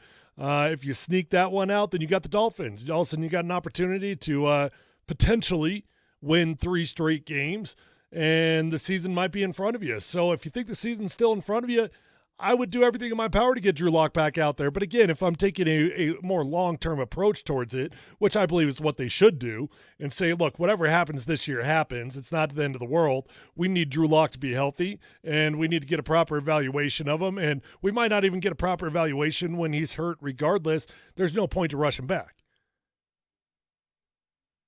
Can the Broncos beat, let's say Cam doesn't play? Yeah. Boy, those Patriots coaches must have been so ticked off at Hoyer for the end of that half. Oh, my gosh. Oh, my gosh. You know, and you don't expect that. Like that's why you've got Brian Hoyer on the team, because you expect him to not make mistakes like that. I still was surprised they benched. Were you not surprised when they benched him for Stidham? Well, a little bit, because it actually reminded me of the Broncos situation. Like, why do you have him as your backup quarterback if you don't trust him? Like you can't. The game was not out of hand or anything. Yeah. And then it got out of hand. I thought Kansas City was going to put up like 40 points in about 30 seconds. You know, it really didn't get out of hand until pretty late in that game, though. I mean, the Patriots are holding that thing tight, man. They were in it. They were doing their best defensively. They were playing really good football. Patrick Mahomes was looking a little bit human. I was actually impressed by the Patriots. I walked away from that game, actually, DMac, feeling like, you know what? Patriots are a better team than you're giving them, than anybody's giving them credit for. Well, their defense, of course. Yes, okay. Heck yeah. And they handle tight ends great. And they got a 3 running back rotation that those guys are very talented, all 3 of them. And I promise you that's what's going to happen this week. So, Vic Fangio, I hope you're running a lot of 9-on-7 this week. I hope you're getting ready for some inside zone because that's what's going to be coming all day long. They'll feed that 3-headed monster all day long. And if they can do that, just march up and down the field, play the field position battle, they're going to feel A-OK about it because they know their defense is so good. All right, we're looking at your hot takes at 303-713-1043. We'll go there. More reaction about that Patriots game last night. We'll hear from Troy Rank, who was out at Broncos practice today, and more from Bill Belichick. Did you catch Bill Belichick? As he didn't even want to mention Tom Brady's name. Stick around. We'll be right back.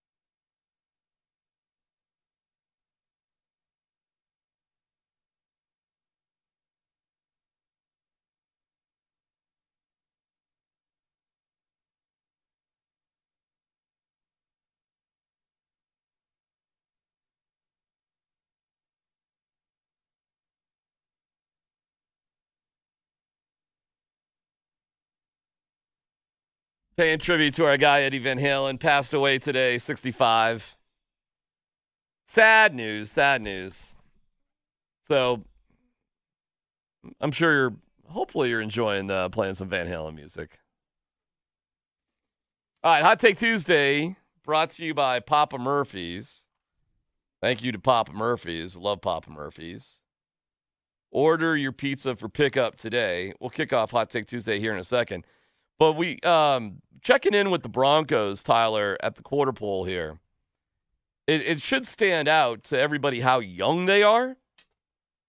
The Broncos rookies have played for a combined 1,288 snaps, second most in the NFL. Well, who's got more? Jacksonville has 16 rookies, 1,358. But it goes deeper than that.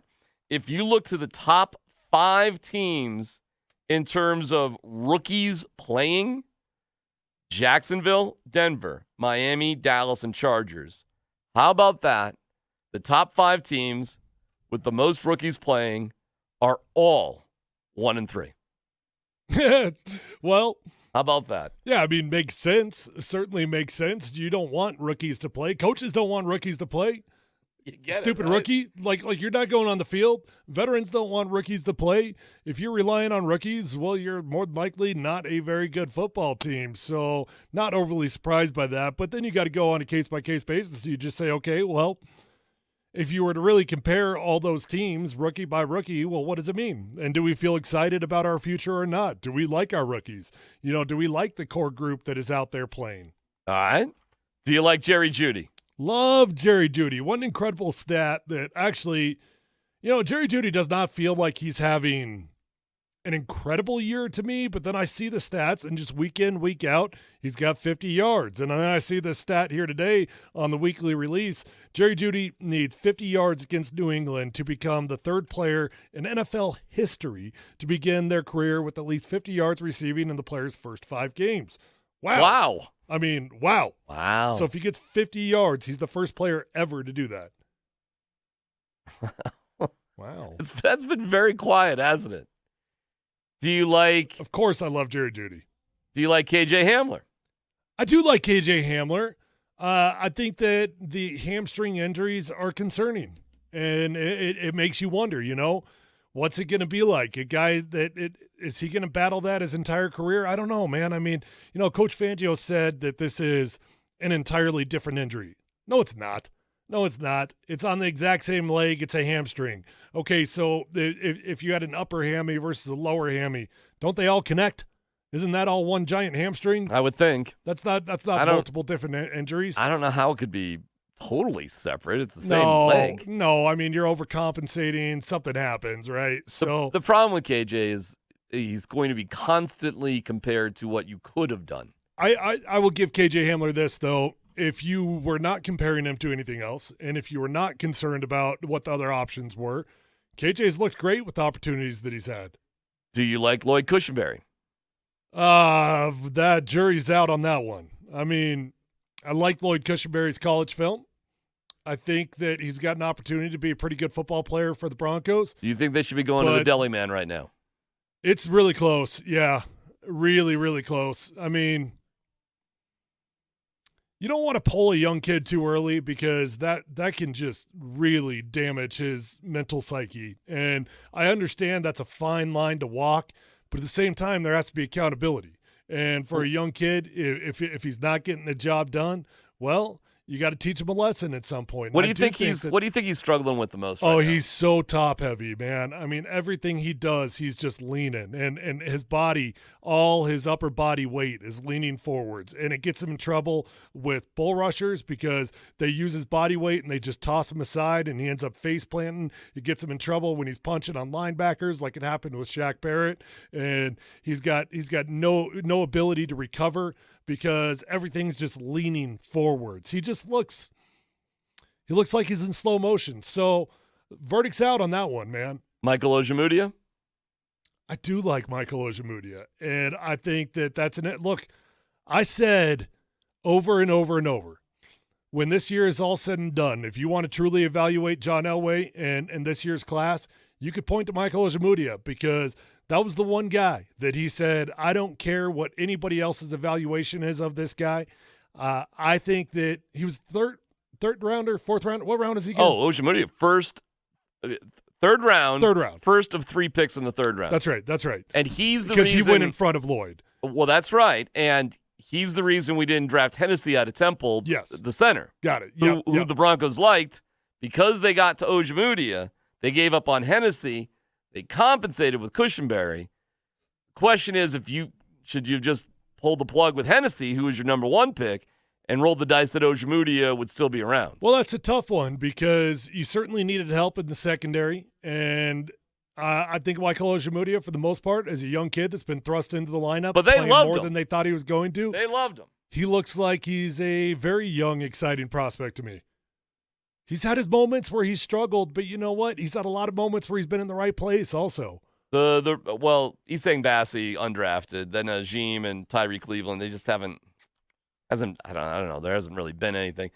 Then Okawebana, Mutai, and Tuska. Well, Tuska's. I mean, they've done nothing.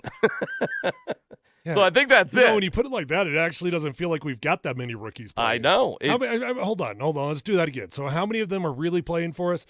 Ojemudia, Cushenberry, KJ. Is he? Well, he was. Kind of. All right, if you want to throw him in there. And then Judy. So you've got 4, and that's like top of the league? Well, they're in the. I mean, they're playing. It's that they're not doing like Bassie's playing. That doesn't feel like that much to me. Ajim's playing. Tyree Cleveland's Ajim's playing. Yeah, they are. They're getting a few snaps a game, stuff like that. Tyree Cleveland got like 5 snaps, something like that. I mean, they're playing special teams. They're like that. Yeah. I haven't seen Ajim doing anything. No. That defensive tackle, that takes time anyways. I guess moral of the story here is we've really only got one guy that is like a superstar, and then you got a couple that you feel okay about. Yeah, Cushenberry, I think it's been disappointing. Oh, yeah, for sure. All right, we didn't expect the world, but we didn't expect it to be bad. It can't be a problem. And like I've said many, many times, man, I mean, center is the easiest position to play physically. It's the toughest position to play mentally. And unfortunately, physically, he's just getting beat. And I'm telling you, man, if you watch an NFL game, you should never see a center getting beat. So never. If you were to grade this draft based on performance, so Bassie you can't even include, but if you were to grade this draft based on performance, what grade would you give at this point?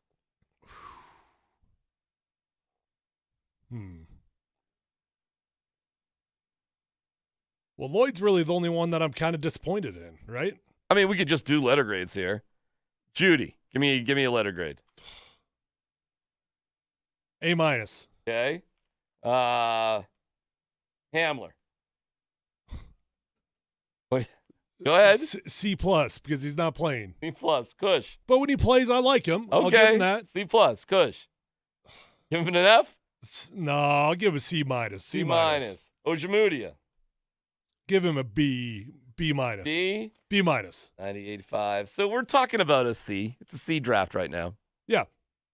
That's not good. Well, there's a lot of time here, man. I mean, it's plenty early. of time for them to develop. It's early. They're playing like rookies. By the way, on Hot Take Tuesday, I got to give you some of these names. We triggered something in terms of high school Broncos, high school Colorado kids. I know. There's one that I cannot believe I forgot. Who? Daniel Graham. Oh, my God. Yeah, that was ridiculous. DG, come on. Buffalo. Right.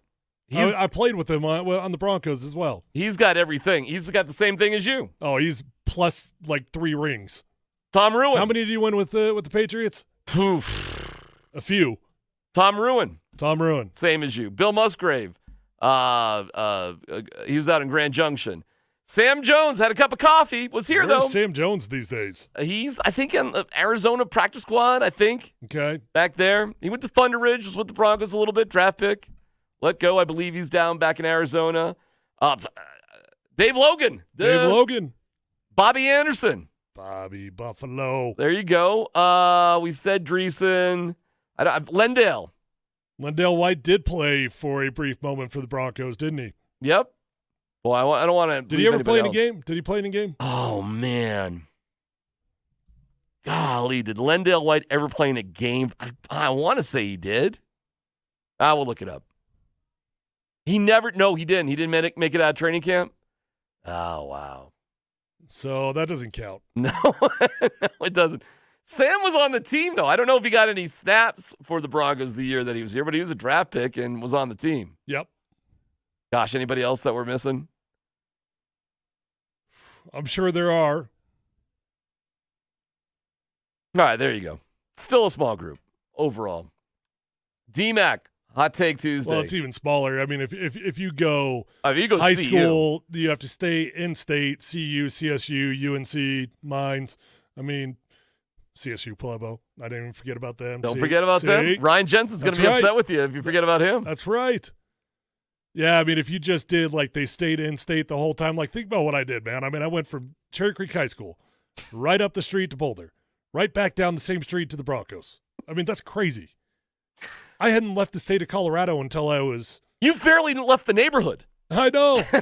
You drew like a 10-mile radius. I did. And just lived your entire life inside the 10-mile radius. Yeah, it's pretty amazing. I mean, I certainly ended up bouncing around there for a while, but. Including now. Yeah, right now. Right now, I mean, we're literally doing my show. We could drive straight up Orchard, about 3 blocks, take a left, and we'd be at my childhood home. 5 minutes. 5-minute drive from the studio. Now, that's a small circle. Okay, we're going to have Troy Rank coming up. We'll get some more of your hot takes in a little bit. DMac, there's no pleasing you. You were ticked off that Drew Lock was put on the injured reserve this year, and you're ticked they don't put him on the injured reserve this year. I'm not ticked off. Did I say I was ticked off? Nah, I'm not ticked off. I got your back on that. You never said you were ticked off. I'm not, because I like the fact they didn't put him on IR this time around, because he could be out on the field. He could be part of practice. I'm not ticked off at all. I totally get it. That's fine. Last year was confusing. Last year, we didn't know what in the world was going on. And we'll get the latest with Drew Lock from Troy, who's out at practice. That's coming up next.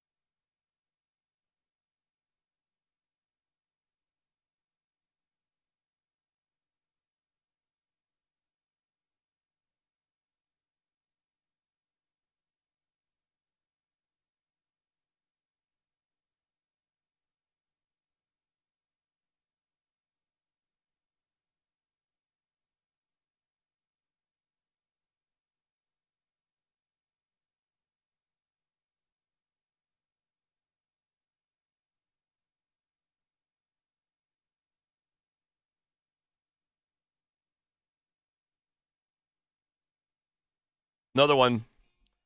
Justin Armour, Manitou Springs, Stanford. Bills. I was in Buffalo when he was a rookie. We said him and Todd. What's that big blonde guy from Michigan? Lifetime backup quarterback. Anyways, we set Justin up on a blind date in Buffalo. How'd it go? Not good for Justin, but I think Todd got lucky. Who's that? The big backup quarterback For the Bills? for the Bills. A million Raiders. Todd went to Michigan. I don't know. Oh my God, he played like 15 years as a backup. Played forever. Hi Troy, how are you? Good. How are you guys? Ali, what was that guy's name? Come on, man. Todd something or other. I don't know. They were rookies. What's that? Todd Collins? Todd Collins. There you go. Yeah, him, Justin Armour, and Tony Klein. You remember Tony Klein? There's no way you remember Tony Klein. Come on. Stay in my era here. Right. I'm sorry. But they were rookies in Buffalo. And we came in during the season and played the dating game on the radio and set the three of them up with, like, can you imagine we actually did that? They went on, like, blind dates? They went on blind dates with listeners. Wow. And I think it went well for 2 out of 3 of them, but Seems not like for a Justin. liability. It's just, can you imagine if we had 3 rookies in here and set them up on dates? No. Yeah, that actually happened. Justin was a good-looking dude, by the way. Like on the Eric Decker sort of, no. Too good looking. Like Troy Rank, our Denver 7 Broncos insider. Brought to us by Rox Heating and Air. That's ROX, Rox Heating and Air. What was practice like today with Drew Lock not practicing? Yeah, I can't say that I was surprised by that. Everything I've heard from sources is that it would be unlikely he plays because he hasn't thrown. Maybe he's thrown some on the side that we're not aware of, but he wasn't even in uniform, which, as Tyler knows, now that he's racing the clock, that he would go from not in uniform to practicing on at least on a Friday to be even in the mix. So I'm not surprised by that. I expect Brett Rippon to start, and I would think Locke would have a realistic possibility of starting against Miami. That's a month removed from the injury, which is typical recovery time. So I would hope we'd see him next week. This week feels way too ambitious for me in terms of him playing. You do not want to rush playing him when this season in so many ways is about evaluating him. Troy, what was your takeaway after watching the Patriots face off against the Chiefs with Brian Hoyer and then Jarrett Stidham? How do you feel about the matchup now? Well, if Brian Hoyer started, I'd like the Broncos' chances. He's terrible. He is just awful. Don't tell Stoke that. He got sacked. Wait a second. Was Stoke defending Hoyer today? No way. I'm going to assume yes. I don't know that, but he's got a love affair with them. I know that, but you couldn't look at that yesterday and be like, hey, that's my guy. No, I doubt it. All right. He's nobody's guy right now. That play at the end of the half was comical. Stidham and Rippon to me aren't that dissimilar, really. I think Stidham physically is bigger, but it would be kind of an equal matchup in terms of experience, in terms of game experience. Certainly, it'd be fairly close. So they still have a chance.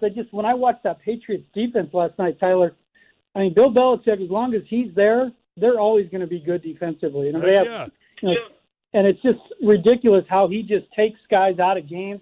Patrick Mahomes in the first halves against the Patriots, I think now has 3 picks and 1 touchdown in his career.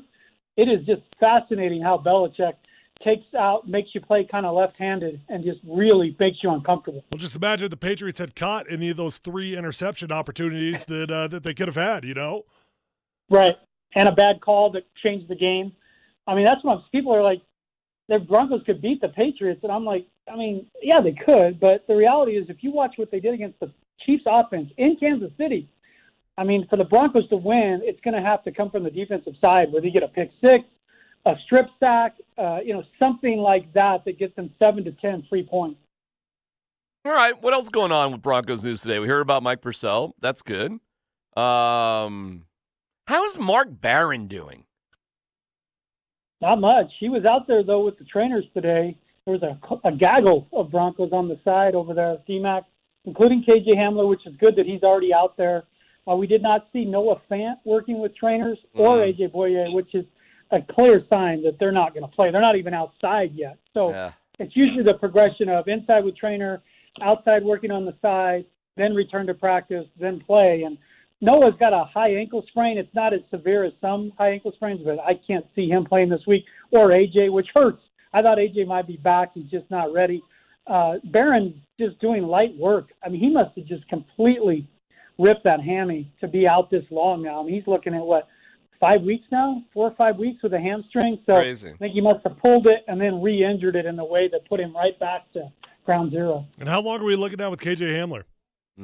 I mean, based on the fact that he's out there right now with the trainers, I would say that a couple weeks is probably realistic to see him again. Like maybe the Chiefs game, that might be a push, but I'd certainly think the Atlanta game's in play just by the fact that I saw him jogging today.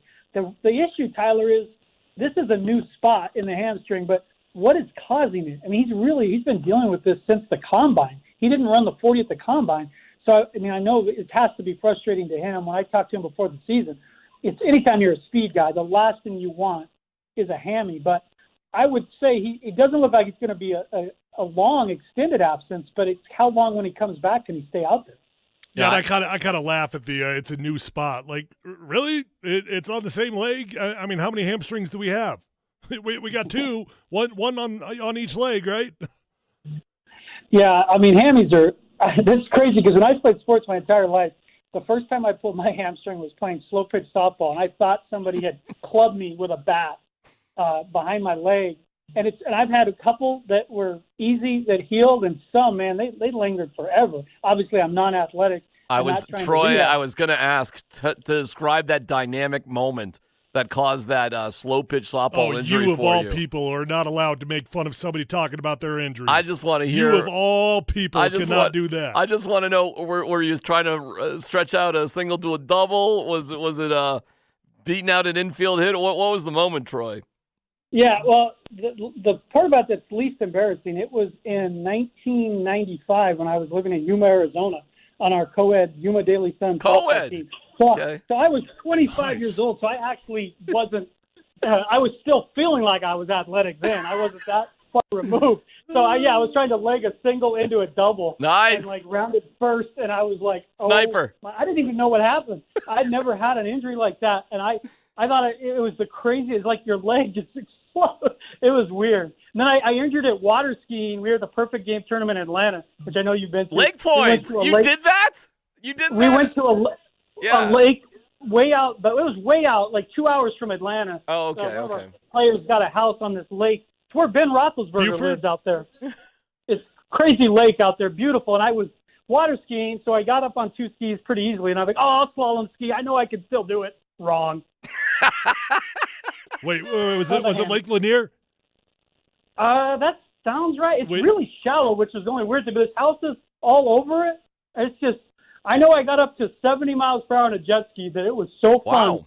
I've never gone that fast on water, and I was loving it. It was like a motorcycle on water. Wait. You went up to 70 miles an hour on water? Well, it was 65, and it redlined, so I assume I give myself 5 miles per hour. Okay, that sounds absurdly. Doesn't sound safe. No, it sounds incredibly dangerous. All right. Any other news we should know of today? Again, Bill Belichick, and you guys have covered that Cam Newton's still in play. And so obviously if he plays Broncos, that's a tough matchup. I would say the last bit of news, I'm going to shout out my dad who set another world record at Bonneville last week. He went 261 miles per hour in his Roadster. Wow. So wait. How old's your dad? He is 78. What? Gosh, man. Wait. What? Your dad at 78 went 260 miles an hour? Yeah, he has the world record again at Bonneville for his class. Oh, my God. Yeah, so Good it was cool. him. My son was out there with him to see it. And the crazy thing is, at one point before the Mile High Nationals, my dad had all the Top Fuel Dragster records at Vandermeer Speedway. So he at one point in his life went 256 miles per hour in his Top Fuel Dragster. That was I want to say 84. So now you're talking about 45 years later, roughly, he went the fastest he's ever gone in a car. So that's pretty cool. Oh, my jaw's dropped. That's amazing. Yeah, my dad's way cool. If you don't know, my dad's way cooler than I am. Yeah. No. Tell us more about stretching that single to a double. Yeah, exactly. All right, thanks, I can't Troy. get up to 5 miles per hour running the base. Well, I knew your dad's in the Colorado Motorsports Hall of Fame, right? He is. Yeah, he is. Yeah. And you got he's kind of a big deal. Right. That was the cool part of growing up at Pueblo is we were his sons. Like that's how everyone knows us is from my dad, which is really cool. All right, good stuff. Thanks, Troy. Talk to you later. See you, bud. That's Troy Rank. Brought to you by Rocks Heating and Air. That's ROX, Rocks Heating and Air. It's 5 o'clock, KKFN HD1, Longmont, Denver.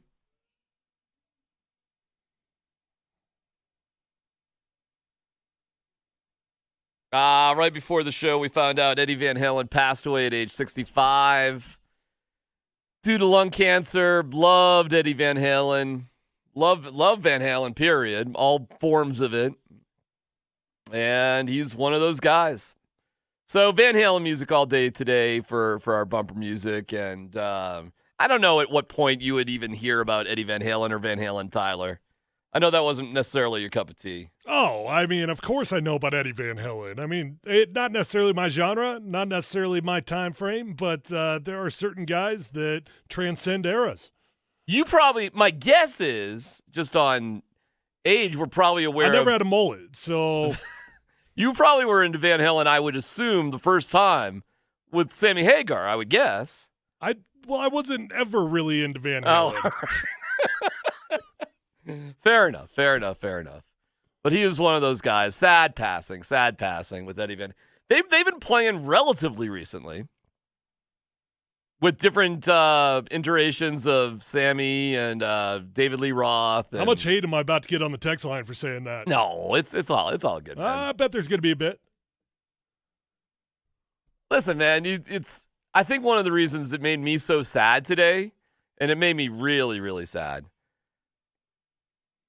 Man, the time that we have to bump around on this earth is relatively short, and you never like to, one of your rock gods, you just sort of take things for granted, which is a big mistake, of course. So, yeah, there's no doubt about that. Unfortunately, I've had more death in my life in the last 3 or 4 years than I need, and I certainly can relate to that. All right, Eddie, we'll miss you for sure. I can't even tell you how much I loved him, man. And we were all the cool kids were into Van Halen when I was young. Oh, so you didn't like him?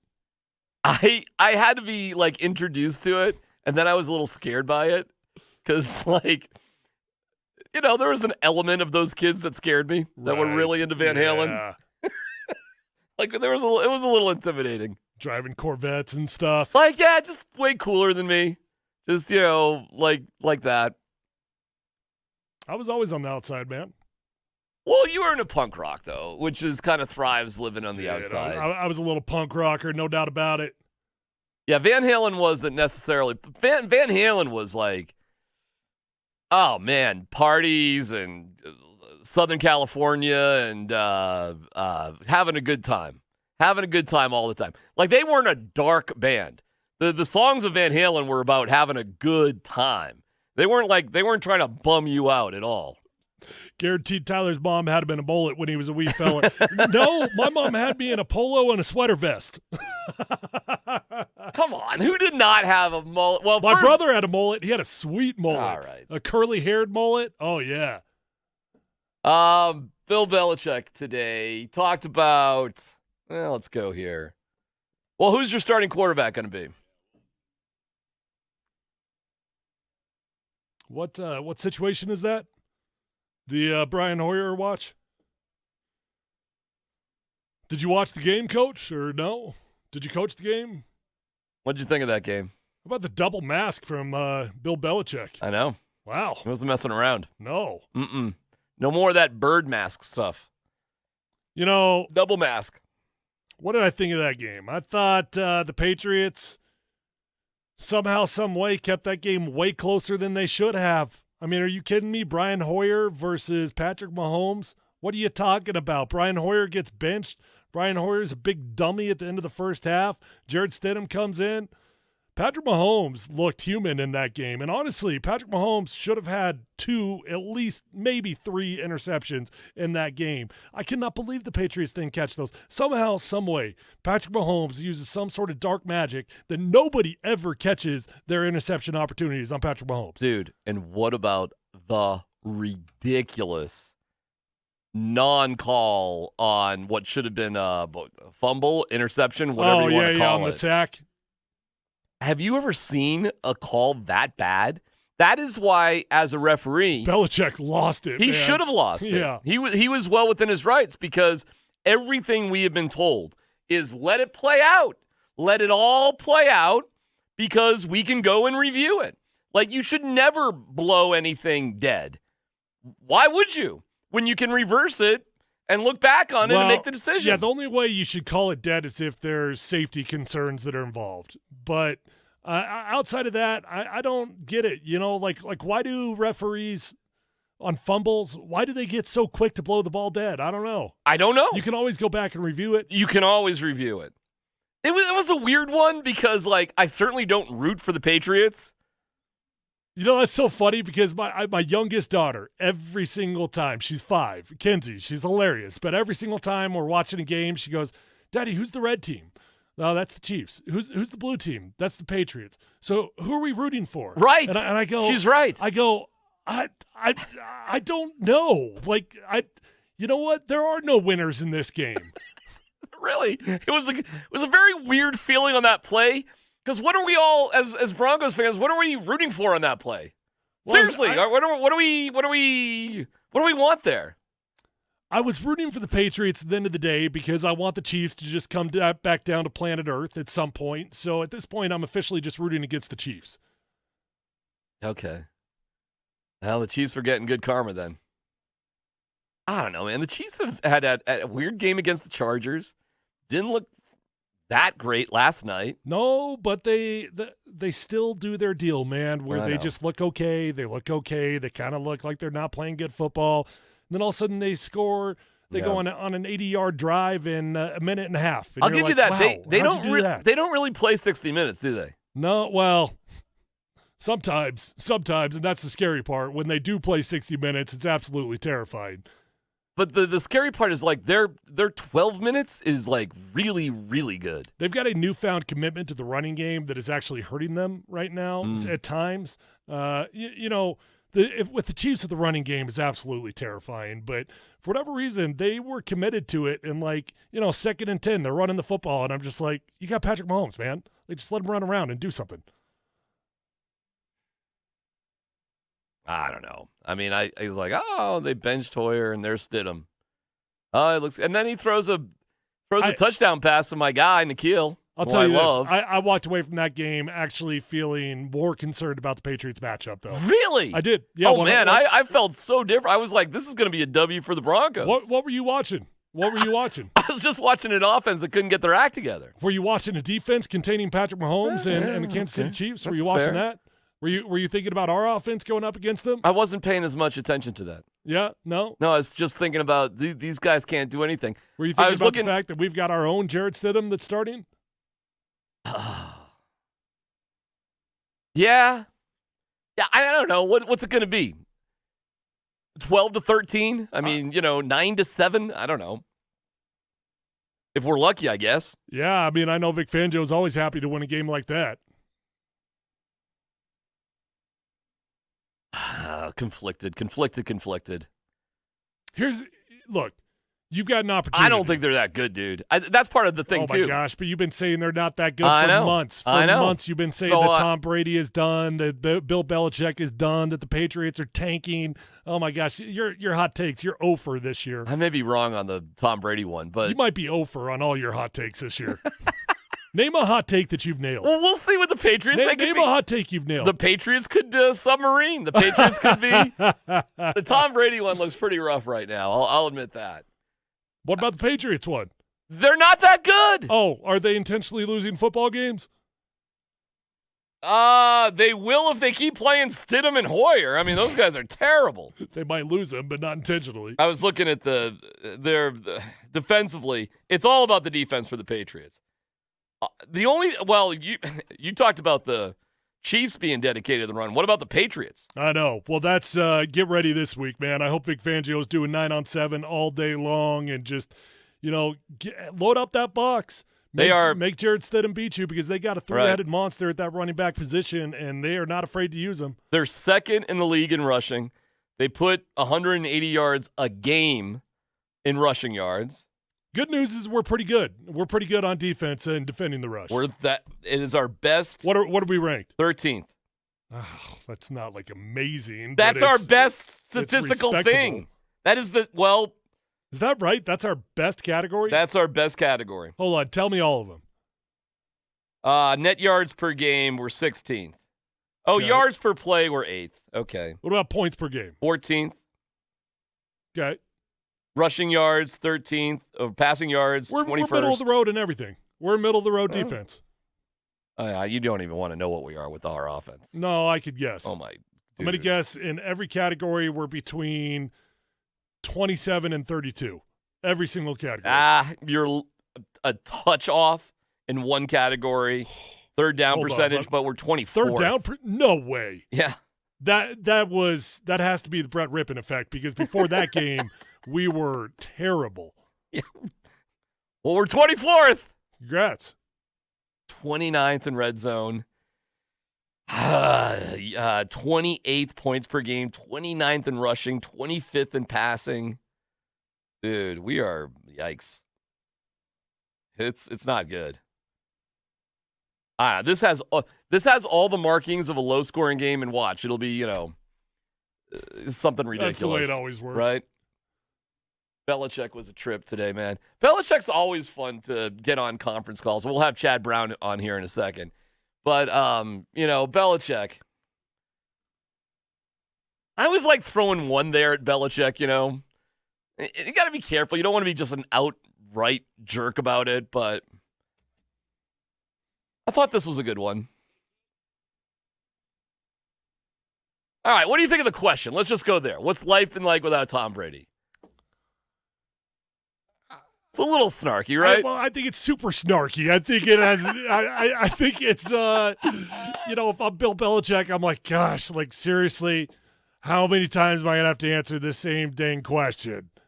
But there's a big but, and I'll save it for after you play it here. Here's his answer.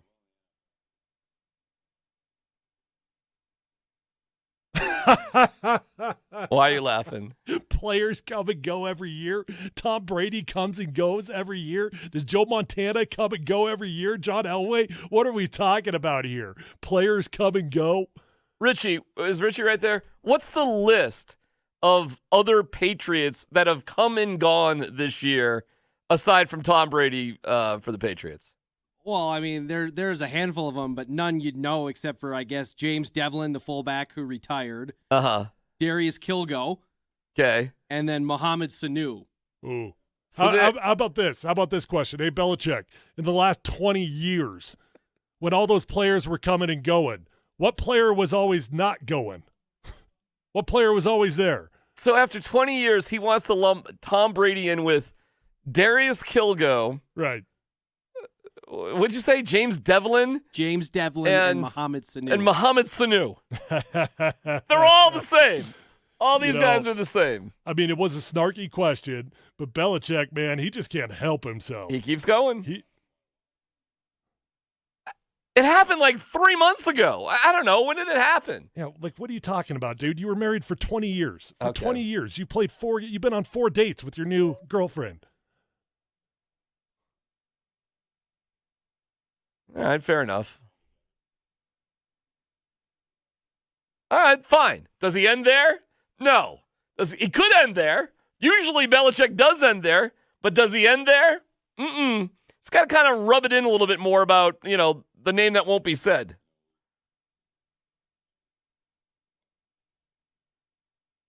What's that M. Night Shyamalan movie where The Village, the Village, where the people, they won't say their names?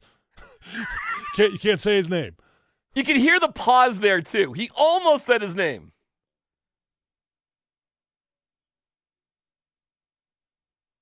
Just say Tom.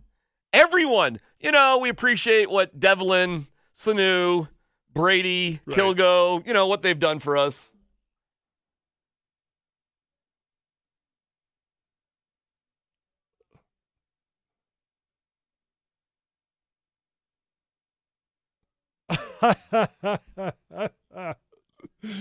Oh, man. Man, did he not just come out and say some of us are here, some of us turned our back on us, left? He didn't want him anyways. Oh, man, so funny. Chad Brown, perfect timing. Expatriate. Guy who hugs Belichick when it's reasonable to do so. Chad Brown joins us now courtesy of the Elite Sportsbook at the Red Dolly Casino in Blackhawk. Chad, what do you think of that answer about how's life without Tom Brady? And he won't even say Tom Brady's name. Well, players come, players go, and I don't know what else you would expect from Bill in that situation. Right. Fair enough. To expect him to get reflective in a conference call about a player who's no longer on the team. Bill, of any football person I've ever been around, understands while the game is an emotional game, you need to have emotion and passion and enthusiasm to go out and play the game. From the front office perspective, how you deal with players contractually, transactions, trades, cuts, releases, all that, you need to remove every bit of emotion from that and do what is best for your football team. His rings speak to that. The long list of guys from Tom Brady to Richard Seymour to Lawyer Malloy to Randy Moss to Adelius Thomas, guys who come in, are drafted there or come in on free agency, and for whatever reason, contractually, the play slips. Bill and the Patriots move on every single time. What was it like playing for him? Did you like it? All the talk that's come out over the last couple of years from some former players who talked about the environment there and how they didn't like it, I can see where they are coming from. It's not exactly a fun place to play.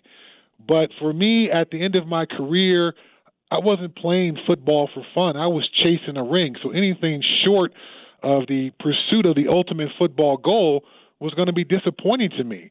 I passed up on starting roles on other teams to be a part of that team because I thought they had a good shot to win a ring, and that's what I was chasing at that point in my career. Yeah. I thought it was the greatest football experience I had in all of my career. I didn't say the most fun. Right. I didn't say the most personally rewarding. I said it was the greatest football experience. I learned more in football in 2.5 seasons there than I did in the previous 12 years. Tyler, do you know that Chad was cut in the lunch line by Belichick? No, I would love to hear this story. Yeah. You want it? It's a great story. Do you want to tell it again? I'll surely tell it, yes. I mean, number one, why you bringing up old stuff, DMac. All right, so my 15th season, Tyler, I knew when I came back that I was going to be that bottom 5 guy on the roster. And Bill kind of explained that to me when he brought me back. So when I got released with the first cuts, he's like, hey, stick around in town. We'll bring you back. You'll be back in a couple of weeks. So literally a couple of weeks later, they call me back. I'm back on the squad. I'm no longer, on the roster for opening day, so my whole salary isn't owed. They kind of do that salary cap thing. Yep. I get released another 2 times during the season, gets brought back. And then the last time, and each of these releases, Tyler, has gotten a little bit more casual. The first one, I'm called up into Bill's office, and Scott Pioli, the general manager, is there, and it's all very formal. The second one, somebody says, hey, Chad, Bill wants to see you.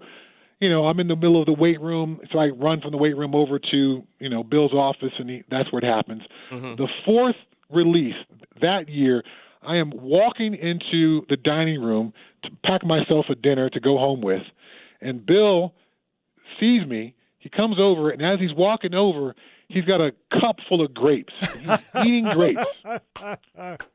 And he does not pause eating the grapes. And he says, between bites, well, Chad, chew, chew, chew. We got to release you, chew, chew, chew. We had a couple of injuries, a couple more grapes, and we need some more speed on special teams. Oh, my and I'm gosh. just like, Isn't that great? wow, we have lost all formality to this process. You are Amazing. releasing me in the dining hall as you are eating grapes. You couldn't even wait 5 minutes to get back to your office, man. Right. But right. it speaks to my earlier point. He has removed all the emotion from those types of transactions. To his point, was I the best guy to run out on kickoff at 38 years old? Of course I wasn't. So it made football sense. Crushed my feelings. It hurt. It didn't hurt him, though. That is a great story. story. That's awesome, man. Was that the last time you played in the NFL? That was the last time I played in the NFL. Oh, my God. Not everybody that gets was my last day in a football facility. Oh, my gosh. Crazy, right? Not everybody gets that going-away press conference, do they? So, no, not everybody gets to be Elway or Jerome Bettis and have Right. their last game be a Super Bowl championship. It all ends differently, but the continuing factor for everybody is it's going to end. It ended for Tyler. It ended for me. It ended for Peyton Manning. It ends for us all. It actually did end for Tyler, though, with a Super Bowl championship, actually. Yeah. Oh, his last game was a Super Bowl championship. Wow. Okay, I will include Tyler. That's all right. I was not Jerome John Bettis Elway. and No. John Elway quote in the future. Yeah, please do that. Please. All right. Did you watch the game last night? I did watch the game last night. What are your thoughts on the Patriots? I can't believe, number one, Bill and Josh McDaniels, and number two, Stokley, still think Brian Hoyer has something to offer as an NFL quarterback. It's laughable at best. I'm surprised the hook took as long as it did, but once you saw that last series of the first half, you had no other choice but to go in a different direction. There's something to like about Stidham, but I think if it's Cam Newton, if he truly proves to be asymptomatic and pass his next 2 COVID tests, he can play on Sunday. If it's Cam Newton, that presents the Broncos defense with a lot of troubles. Running quarterbacks are very difficult to deal with, and Josh can be very creative as a play caller to put those guys in positions to be successful. All right, so Jarrett Stidham versus Brett Rippon, Brian Hoyer. I'm glad we don't have him on the team, huh? No. Jarrett Stidham versus Brett Rippon. What's going to happen? Oh, man. I think Stidham would probably play a little bit more turnover conscious. Obviously, the 3 interceptions by Brett Rippon were poor play there. And even the one to Jerry Jeudy, which ended up being a jump ball, could have been intercepted if the DB was a little bit more talented. That was the guy they picked on all game long. I just know that the Patriots are really good at putting their players in positions to be successful. And the Broncos don't always seem to be as good at that. And from an offensive game planning standpoint, it's hard to imagine they'll be asking Stidham to do things he doesn't do well if he's the starter going into the game. And we know no matter who's been under center for the Broncos the last couple of seasons, we have yet to see a real game plan that we think marries up with that player, with that quarterback, with the personnel available. So that factor alone, the coaching factor and the ability to evaluate your players and then know instantly what type of game I want to call to make that player successful, that makes me lean towards Stidham and the Patriots in that circumstance. Today is the 30th. Well, I'm going to make you feel old here, pal. 30th anniversary of one of the most fascinating games of your life. Do you know what I'm talking about? I know exactly what you're talking about.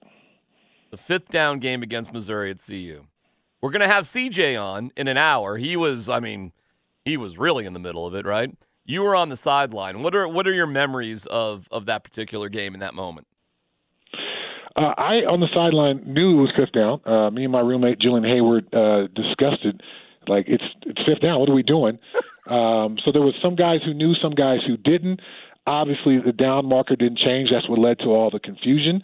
But I'm as engaged on the sideline because of that moment in the game. I'm not normally, that type of guy who's watching the offense every single play, but considering where the game was at that moment, of course I was watching the offense. So I was shocked that, whatever had happened went down, whatever the mistake was by the officiating crew.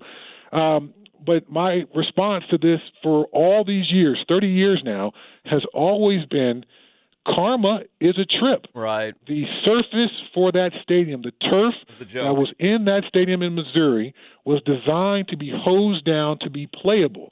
it was a very early version of what we see now with the ground-up tires as the infield.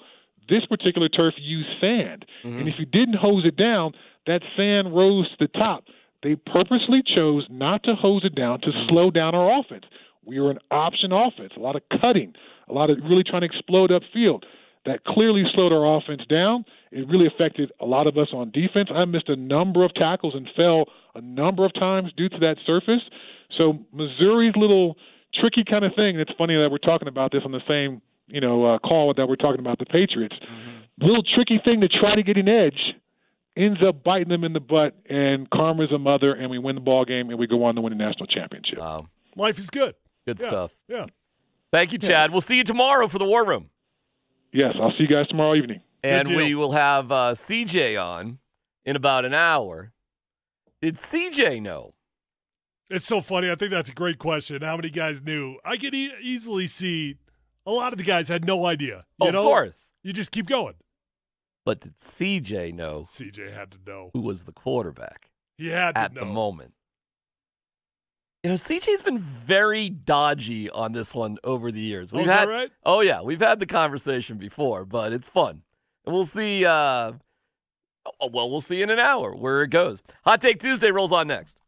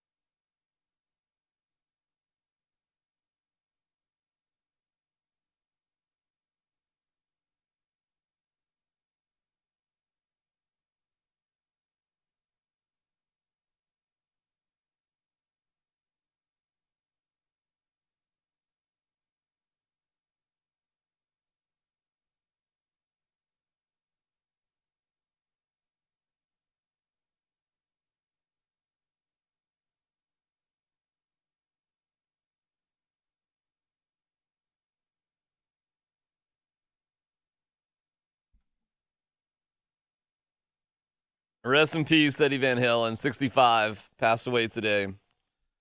Music will live forever. Astros won, Tyler. I saw that. The Astros.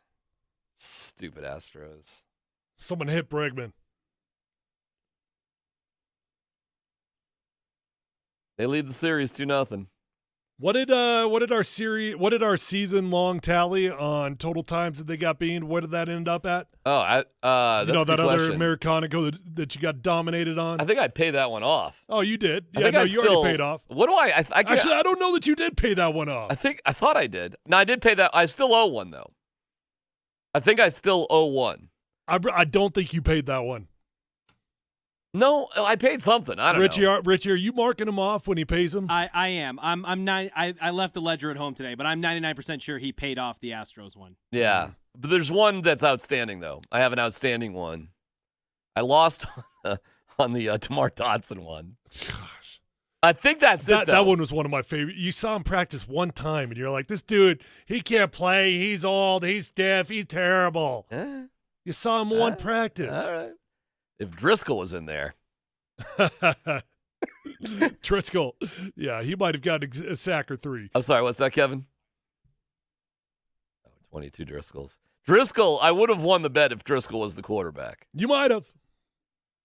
I might not have made the bet if I knew Driscoll was the quarterback. How about Hoyer ending his career as a starter by just not throwing the ball away at the end of the first half? You do dumb things, you get benched. That's the way it goes. The Braves beat the Marlins. Then the Yankees and Rays tonight, as is. That's good. How about that? Padres and the Dodgers. Look at that. See what happens there. Baseball. NBA tonight. We'll have the game here on the Fan. Who knew that the Heat were even going to win a game? But they did. So that goes to at least 5 games. What do you make on the ratings being so down on NBA?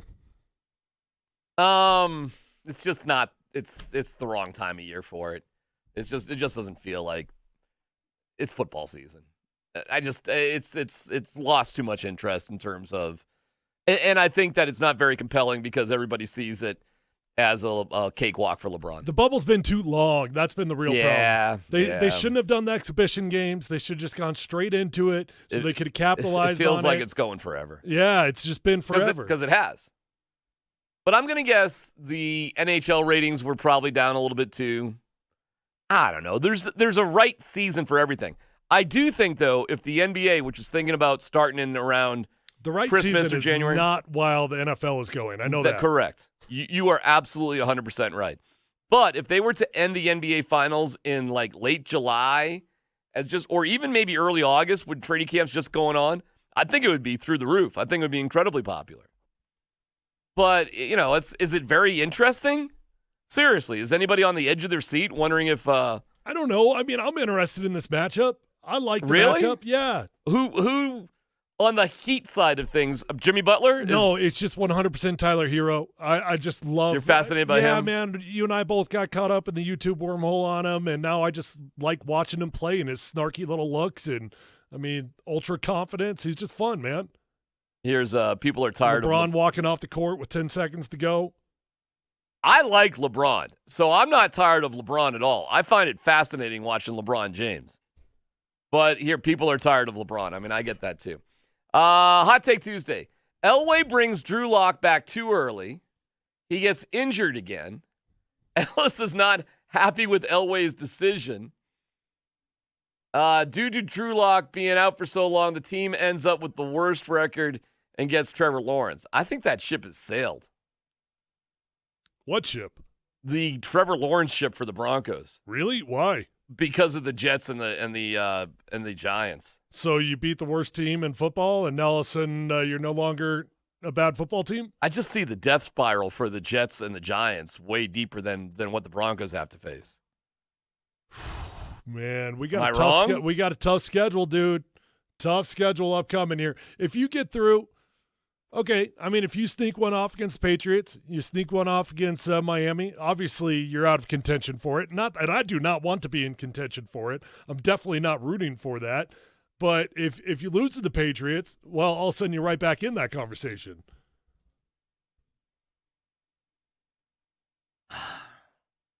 I just have this feeling, but I've had this feeling all offseason that the Broncos beat the Patriots in New England. I have been banging that. Where is that? Do I still have that? I have it as a loss now, so I have to change it. Because we kind of recalculated everything. You got the Broncos at 4-12. I got them at 5-11. Stinks. No, but you can change it again. I mean, that I'm going to change it. You can move with that as many times as you want. And with Cam Newton being hurt, obviously that changes the game. If he's not hurt, but if with Cam Newton potentially being out with COVID, that absolutely changes it. All right, we'll wait on that just a little bit. We have the whole week to try to figure it out, and we'll know more as the week goes on. DMac, I lost a fantasy football bet this week. Other team's owner got to rename my fantasy team. He settled on DMac's Boo. Oh, that's cute, man. You got a boo. I'm 0-4. That makes sense. Hot Take Tuesday. Brought to you. Boo. Well, that's nice. Hot Take Tuesday brought to you by Papa Murphy's. Get your pizza today from Papa Murphy's. This season couldn't be going any better for the Broncos. All right, let's follow this hot take. Young guys like Judy and Ojemudia are getting big opportunities as well as learning what it's like to lose. Plus, the heat is getting turned up for Elway, Fangio, and somewhat Locke to perform at a higher level. Sometimes it has to get worse before it can get better. I'm sorry. Can we back up for a second here? Sure. Since when do you ever want to learn what it's like to lose? I'm trying to figure that one out. That's never been a prerequisite for winning. To know how to lose? Yeah, Does it help you win to know how to lose? No, not at all. Aha! Well, you know what? It doesn't hurt as bad. And now that I know what it feels like to lose, not as big of a deal. I've had this conversation over the years. And there's no definitive answer here, but it's been asked, did the Broncos back in the 90s need to lose in an upset to Jacksonville in order to inspire them to win 2 consecutive Super Bowls? No. My answer to that is no, because, man, turnover in the NFL, like Bill Belichick said, we got a lot of guys that come and go, and the turnover in the NFL is insane. One season is so independent of the other. I mean, I would have to really look at the roster, and you'd probably know better than me. I've just talked to some of those fellas. Some of those fellas think that's the case. Well, how many of the core guys were around the next year? You know, was it 80%, 90%? A big chunk. But, like, for example, they added Neil Smith.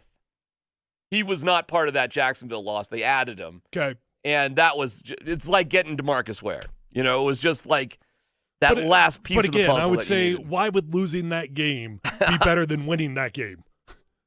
No. The answer is no. The answer is there isn't a correct answer to that. All right, more of your hot takes coming up next.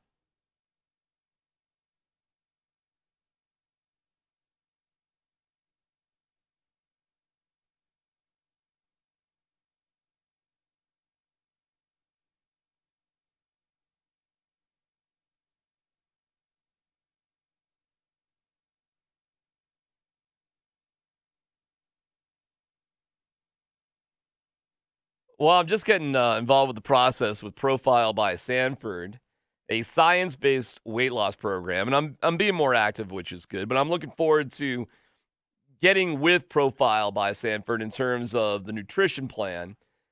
And you need to lose that weight. You need to feel better, look better, just be better in your clothes.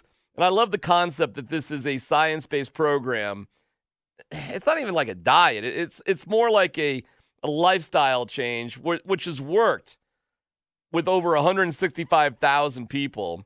Great stories from their members on the website. It works so well, they guarantee you lose up to 15% or more of your body weight in 12 months. Okay, they got the DMac deal going on right now. Mention my name. You'll get $100 of Profile cash to buy any of their amazing meals, snacks, and shakes. Easy to find locations: Cherry Creek, Stapleton, Highlands Ranch, Greenwood Village, Wheat Ridge, and Broomfield. So it's profileplan.com/Denver. Again, profileplan.com/Denver to read more of the great testimonials. Then complete the web form and get signed up for a free coaching consultation.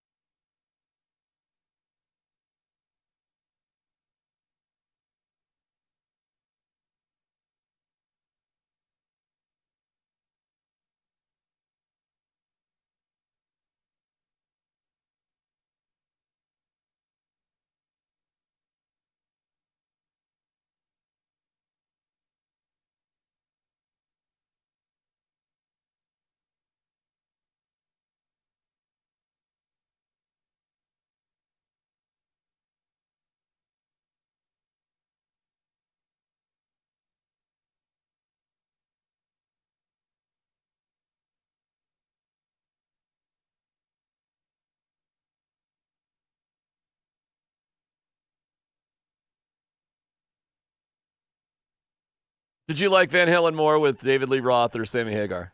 Yeah, what was the difference? Oh, wow. Wow. Well, that's going to get you some text right there. If that was your goal, if that's what you were going for. I mean, I don't. Wow. I don't know the. You don't know the eras. I don't know. Oh, hold on. You could like one or the other. Fine. There's good arguments, but to say what's the difference? I don't even know who came first. Okay. All right. I'm just gonna take a deep breath. I'm just gonna take a deep breath and move on. Hot Take Tuesday, brought to you by Papa Murphy's. 30 years ago today was the 5th down game. We are gonna have CJ on. My hot take is that Charles Johnson not only had 5 downs, but he didn't even reach the end zone. Oh, you watch your mouth, Texter. You watch your mouth. Watch the replay. He was short. It wasn't even close. 2 gifts for the Buffs. Jason in Boulder. Oh, Jason's in Boulder? Wow. Jeez. It was close, man. It was close. It was really close, man. Clearly a touchdown. Definitely. You didn't even need replay. They didn't have replay. Yeah, and there was no time. That was it. Yeah, you didn't need it. Oh, it was such a great time. We look forward to having CJ on in about a half hour or so. Hot take, the drive calls the great Peter McKee, who will predict the Broncos upsetting the Patriots. That wouldn't surprise me at all. Peter, my father, Smart Pack, he is not a big Belichick fan, despite everything. Really? Mm-mm. So he's Team Brady, huh? Without a doubt. Why is he not a Belichick fan? He just, I don't know. It doesn't make a whole heck of a lot of sense. Huh. Why he's not a big Belichick guy. It's definitely a good week to check in with Peter, though. Yeah.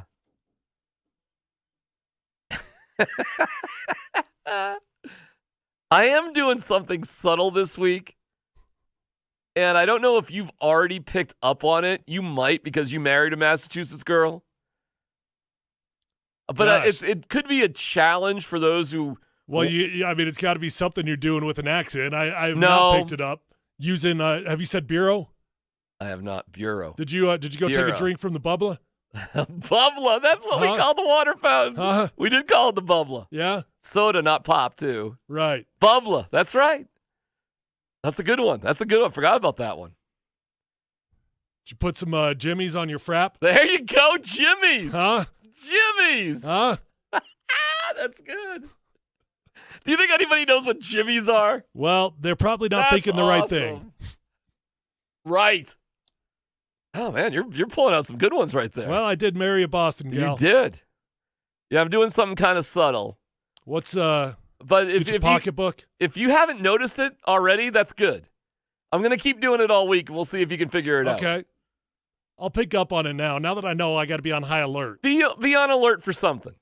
And you know what? You can play along if you watch this online, too. If you watch the radio show on Richie, how do they watch it on YouTube or is it just on our website or what? Yes, what's the deal? You can go to 1043thefan.com and watch us talk. Yes. Or watch me talk because we can't see Tyler. Correct. That's right. I'm in the kids' room.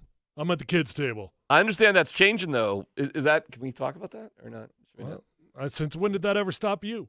Okay. No, I think things are changing this week, right? Hopefully. I don't know. I've actually come to enjoy having some physical space from you. Like, there's nothing wrong with having a 6-foot bubble away from you. You can stay in there if you want. I might. I really might. You've gotten comfortable in there? When we get to the break, I don't have to have awkward conversation. I just get to sit here and just, I'll make it awkward. Oh, I know, yeah. Right off the bat. Let's see. What else we got for hot takes? Thanks for reading that. Sprinkles you didn't or tell Jimmy's? the people what Jimmy's are. Sprinkles. No, but they're different, right? Well. Oh, hold on. Even I know there's a technicality here. All right. Technically, they're all chocolate. No, Jimmy's are the chocolate ones, right? That's what I meant. Sprinkles are sprinkles. Like, you got the rainbow-colored ones. Those are sprinkles. Correct. Jimmy's are just chocolate. Right. Yes. Correct. That is so funny, man. I haven't thought of that in ages. My wife did work at an ice cream shop. Was it a Friendly's? No, it was not a Friendly's. Okay. Oh, we always got Jimmy's on our. It was a flower shop at the same time. Very odd combination out there on the East Coast. A flower shop and an ice cream shop. Hot take: DeMar Dotson is the catalyst that leads to a huge Broncos win streak, and DMac is forever put to shame. And an Americano seems like he got off easy. You know what? That's a good hot take. Do you feel that confident in DeMar Dotson? No, I don't think he's going to be the spark plug we've been missing. I just think he's a good, solid football player. You want to double down on DeMar Dotson I already paid off that one. We'll go another one. I mean, there's no reason for me to go back to the same well. I already won that bet. You did. You don't want to put that up against the Patriots? That's defense? Where you go wrong. You got to walk away with your money. Yeah, let's see how the Patriots are on sacks, huh? Again, though, you got Brett Rippon. And, Brett, he just gets rid of the ball quicker. Where are they on sacks? Sacks. They're not good, Patriots. Look at that. That's a little chink in their armor. 24th in the league. They only have 6 sacks. You don't want to do a little Dotson Americano on, no? You have faith? Sure. Really? Sure, I'll double down. All right, put it in the ledger. Boy, could I lose on the same bet twice? I hope so. Oh, my goodness. Gosh, it's going to be fun. Are there any technicalities on this if it's the quarterback's fault? No. No, there has to be a technicality there. I mean, if the quarterback drifts into him, that doesn't count. It's got to be a real offensive line. You're in the offensive line room. Hold on. You get a double minus. Hold on. Did Bradley Chubb get credit for one of his sacks, even though did he get credit for that or not? Well, whoever he was going up against isn't going to get marked down. I know that. Wasn't that the half sack that he got when when Sam Darnold did the most violent self sack in the history of self sacks?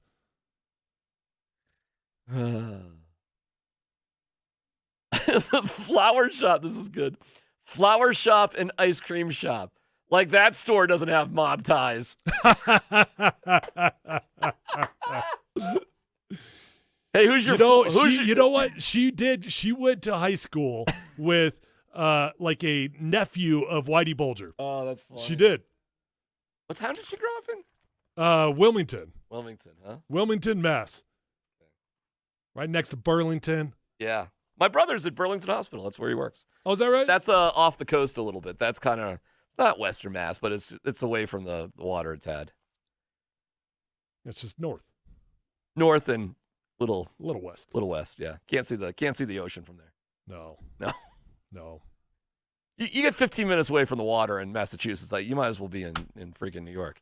You go past Worcester, and there's people that root for the Yankees. I mean, it's like crazy. No, it's insane. God, you must have loved going back there. That must have been so much fun. I love my wife's family. Keep saying Good people. Hot take: the Broncos will not change a thing about their offensive line in the offseason and will be a top 10 group in 2021. That's an interesting one. That's an interesting one, isn't it? I mean, by not changing a thing, that means that you give Garrett Bowles an extension. That means that... Well, extension. Okay. A new contract. Yeah, it's an extension. A new contract. It's a brand new contract. Yeah. You could call it an extension, but No, you got me. Okay. New contract. Juwan James is not playing football. Is that what that means? That's what that take means, which seems impossible based on... Who's our right tackle? I think it is going to change. You're not going to stick with Dotson. You're going to bring back Juwan James for like $20 million or whatever it is. Nah, your take's... Sorry. Juwan James is going to be your right tackle next year. Now, will he play? Will he be injured? How many games will he play? Who knows? But he'll be back here on this team. You'd be wise to draft a tackle. I know that much. Top 6. What does it mean if the Cam Newton experience is not happening when the Broncos take on the Patriots? We'll dig into it next.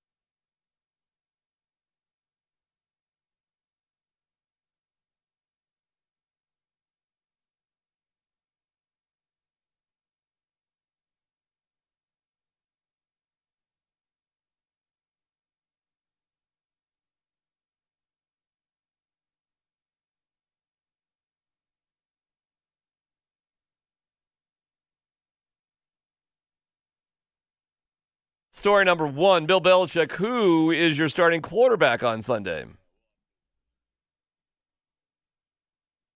We don't know if Cam Newton is going to go or not. Tyler, let's do some projection. Cam Newton is the quarterback for the Patriots. What happens to the Broncos? That's more than likely going to be a loss for the Denver Broncos. Cam Newton, Jarrett Stidham is the quarterback for the Patriots. What does that mean for the Broncos? Ooh, see, now you're asking me to give my prediction, and it's not time to give my prediction just yet. All right. So stay there, because I got one more. Okay. Brian Hoyer is the quarterback for the Patriots. What happens to the Broncos? Broncos are a winner, sure. What was wrong with Hoyer last night? I mean, what's been wrong with Brian Hoyer's entire career? He's just he's never been the guy. He's always been frustrating. He's always had some mistakes like that. And, you know, I guess what you saw last night is Brian Hoyer, he was a pretty good quarterback at one point in time. I mean, as far as if you just want to talk about do you respect his skill set, backup quality guy, all those sorts of things. Sure, I'd love to have Brian Hoyer as a backup for the majority of his career, but at this point, he is no longer a capable backup in the NFL. Ring of Kevin. All right, Mike Purcell is now the new proud owner of a new contract, and I think that's really cool. He's a great story. He's a local kid and deserving of a new contract. Been playing good football for the Broncos. Are you surprised, though, that a guy like Mike is the first one to get a contract extension in the middle of the season? No, because I think financially this is the equivalent of a hometown discount. Yeah. It's a great deal for him. It's a great deal for the Broncos. This is living the dream.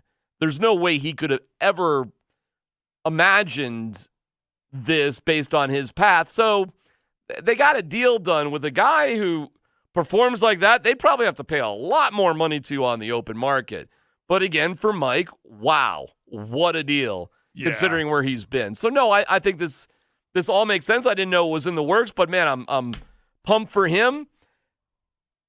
You know, it's scary out on the open market. You never know. Look at Shelby Harris, what happened to him. Isn't that insane when you think about it and how good Shelby's been this year? You know, so, I don't know. Seems to make sense to me all around.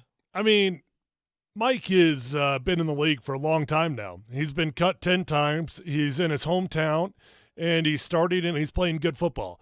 You put $6.8 million in front of me that's guaranteed. That's what he got guaranteed in his new deal. Mm-hmm. If I'm Mike, I'm signing that in a heartbeat. I mean, I've waited my entire career to get to a point where I get a decent contract. Right. So, you know, these are the type of deals that you should be doing in the middle of the season.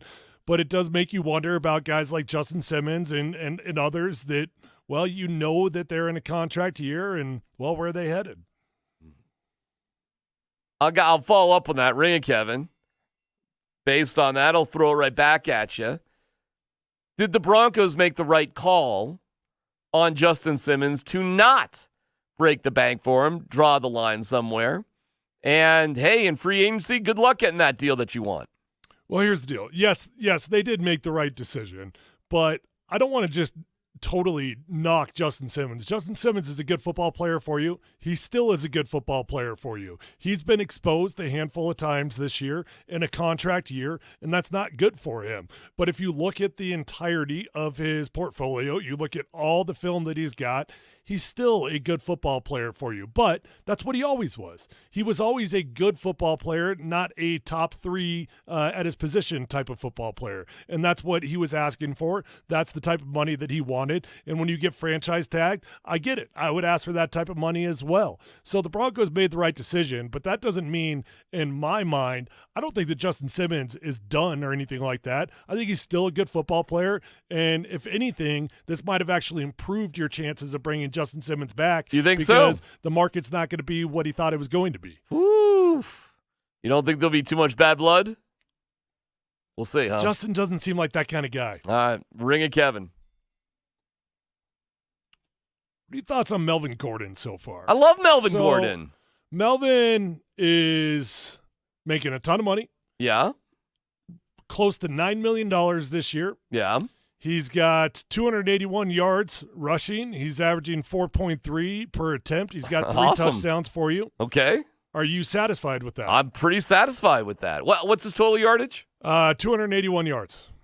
No, I'll break it down game by game for you. Okay. Tennessee, he had 78 yards. Pittsburgh, he had 70. Buccaneers, he had 26.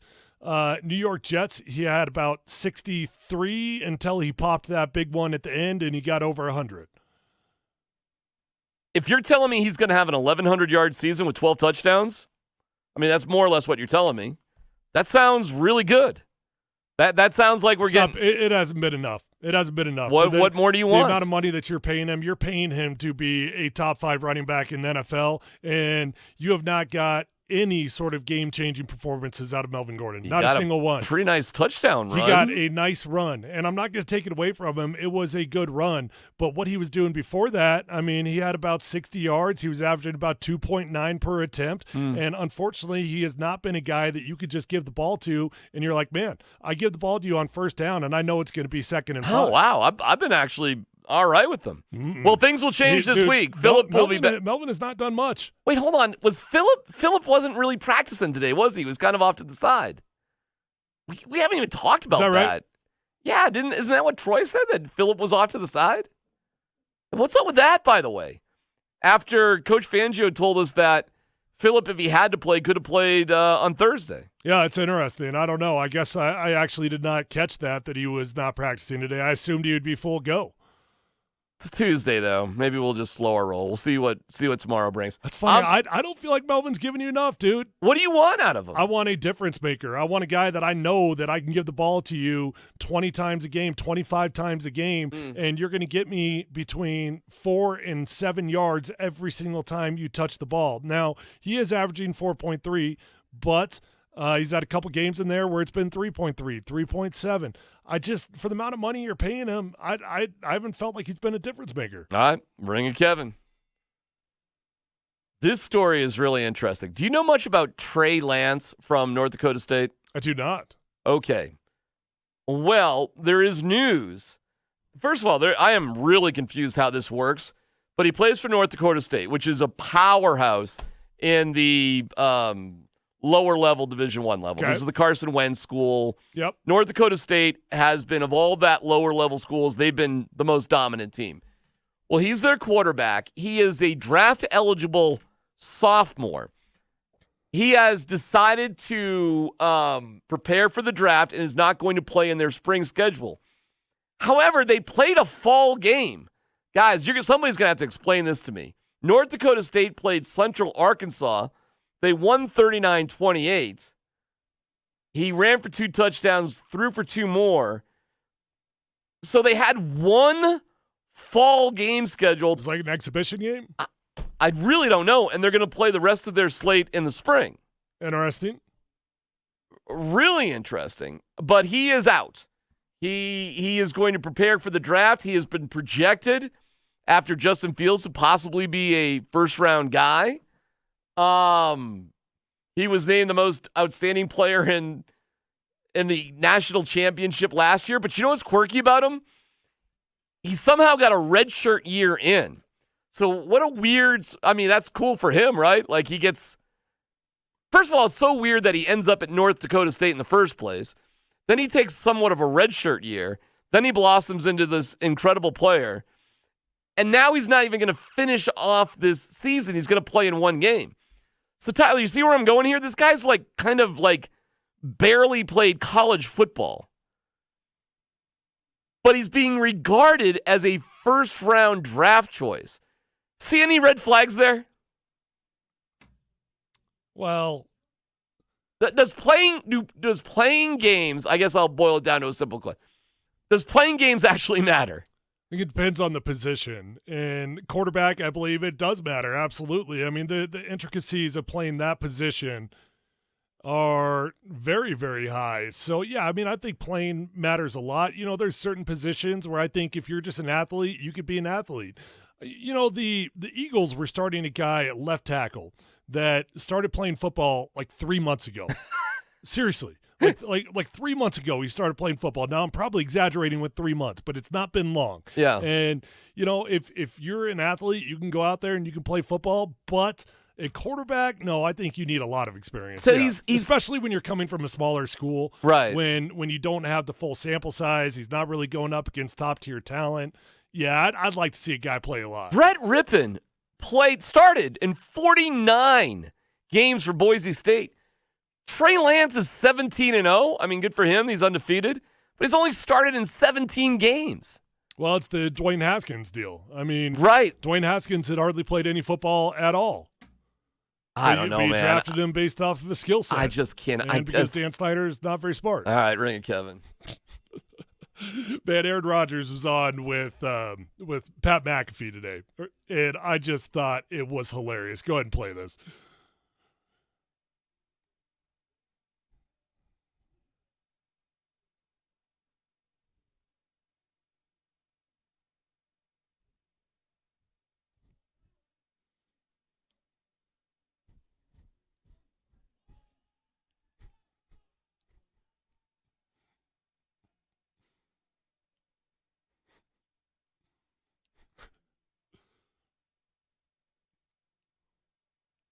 Hey.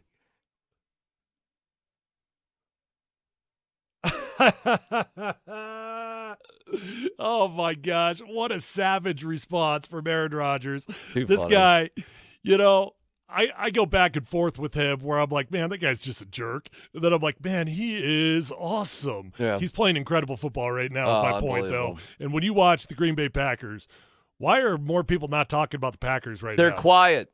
I don't know. That is a really good question. I don't actually have an answer for that one. They may be the best team in the NFL. They're averaging over 40 points per game, and they are just in cruise control. Let me ask you this. Besides Aaron Rodgers, name me a superstar on the Green Bay Packers, like a common name. Man. It's hard to, right? I mean, there's not a lot, no. Maybe that's why, because it's like Aaron and everybody else. But there are some really good players on that team. And some of their games have been boring because they're winning them so easily. So it's not like you're kind of wrapped up with it. Is he the quarterback in 2 years for the Packers? I would think so. Listen, we have learned one huge lesson. When you have an all-timer, you keep him as long as you possibly can. I think the Packers are just going to have to lick their wounds, admit they made a mistake with Jordan Love, and just move on with Aaron Rodgers. I think they'd be fools to do it. Well, at least their first-round miss isn't going to kill them because they've got Aaron Rodgers. It worked out pretty well for him last time that they did this with Aaron Rodgers. He had to sit for a few years behind Brett Favre. And, I guess at the end of the day, how old is Aaron's got to be 36, 37 years old, somewhere right around that Dude mark. Has at least 3 high-quality years left, if not 4. Let's say he plays 3 more years and you move on from him, though. And Jordan Love, then he ends up playing 1 year for you. Well, I think they would have moved on from Jordan Love at that point. It's just, I think so. Don't forget, listen, there are a lot of arguments that Aaron Rodgers should have been drafted way higher than he was. That is one of the most epic fails in NFL draft history. 2020, you can always say that. All right, but who had Jordan Love being drafted higher than he was? Nobody. It was a bad draft pick by the Packers. The end. Yeah, it was very, very confusing. All right, ring it, Kevin. Wrap it up. 30 years ago today was the infamous 5th down against Missouri. Joining us, the quarterback for your CU Buffaloes at the time, Charles Johnson. CJ, how are you? What's happening, fellas? What's up, my man? Does it seem like yesterday or 30 years ago? Hey, look, let me tell you, man. He texted me today and said, can you come on today? And I'm like, what's up? He said, 30-year anniversary. And I said, damn, I thought the fan just had their 20-year anniversary. And so I'm like, has it been 30 years? And he was like, no, silly. The 5th down. I'm like, oh my goodness, 30 years? I guess that explains his back pain, his neck pain. Oh man, all the pains. Hey, how many guys on the field knew what was going on in that moment? Because I could see myself just getting caught up in the moment and not even being aware that you had a 5th down. It's funny you say that. To be and 30 years later, everyone will tell you that they knew exactly what was happening. They're lying. There was one guy who I could vouch for, who I knew it in the moment, because he tried to correct it in the moment, but he just got swallowed up by the momentum of everything that was happening, and that was Jay Lowenberg, our center. Okay. Jay tried to – I said, this is what we're going to – Jay was like, we can't do that. And I'm like, what are you talking about, Jay? And then the official said, bring him out, Johnson. And I said, shut up, Jay, whatever. And it didn't make sense until after the game, really when we got back to Boulder, when I said, that's what Jay was trying to tell me. Oh, too funny. Well, I want to go through it. So it's first down. Let's go through first down.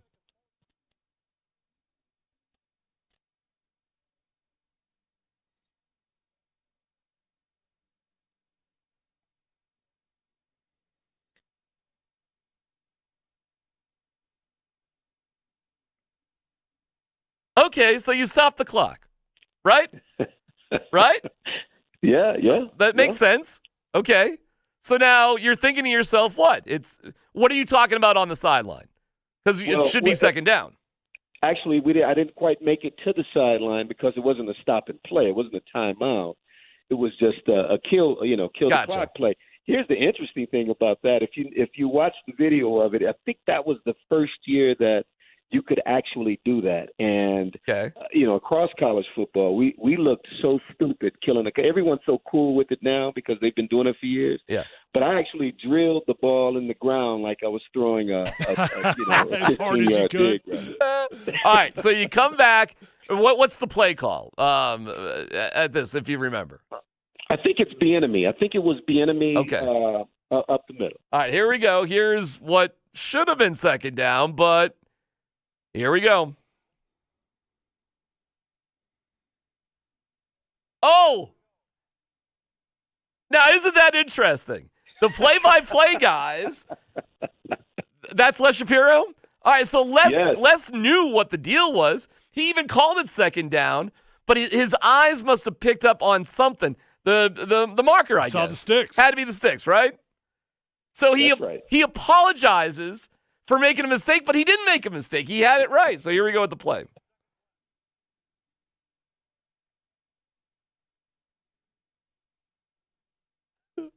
Right, now you got to call a timeout. Tick, tick, tick, tick, right?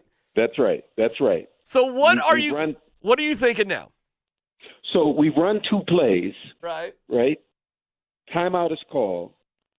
When I get to the sideline and we're talking to Coach Mack and Coach Barnett, Coach Mack, 18 seconds left. I'll never forget this. He brings the official over. He says to the official, it's 18 seconds. He points to the clock. He said, it's 18 seconds left. And he points to the down mark. He said, and it's second down. We're going to run 3 plays and do not allow Missouri to lay around, delay the game, and run the clock out. So he knew. So he picked up on it. Yeah, was that him saying that he knew? No, that was him. I don't think he knew that we were afforded an extra down. I think he was locked into the game strategy at that particular moment. Okay. And so he's saying to the officials, and now this is very significant as the series of downs play out. All right, here we go. Now this is second down, but it should have been third down. Here we go.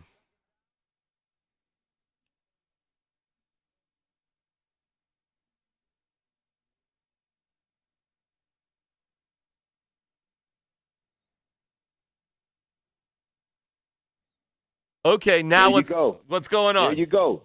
See, think about that. They stopped the clock to unpile everyone. Mack had just told them, 18 seconds, second down, do not allow Missouri to delay the game. I guarantee you that's in the official's mind when he afforded us just 2 or 3 seconds. That's all it took to get everyone off the pile. That allowed us to get to the line of scrimmage and spike the ball with, I think, 2 seconds left. Yeah. And so that was Mack's planning. That was Coach Mack planning into that official's mind. Missouri's going to lay around on the pile and make the time run out. Don't let them do it. And the official said to Mack, okay, you should be fine. What's the call Good in the huddle? right there. What's the call in the huddle to spike the ball? Spike it? Say that again? Yeah, like what were you saying to tell everybody to spike the ball? Oh, just killed. I mean, that was a 3-play series. So we knew all 3 of those plays before once we got out of the timeout. But Jay knows that this is the end of the game. Your center knows this is a mistake. That's right. So Jay is saying we can't. It's called Geronimo. That's our 3-play series. Gotcha. We can't do Geronimo, CJ, because we don't have three downs. We only have 2. Man. All right, and here we go.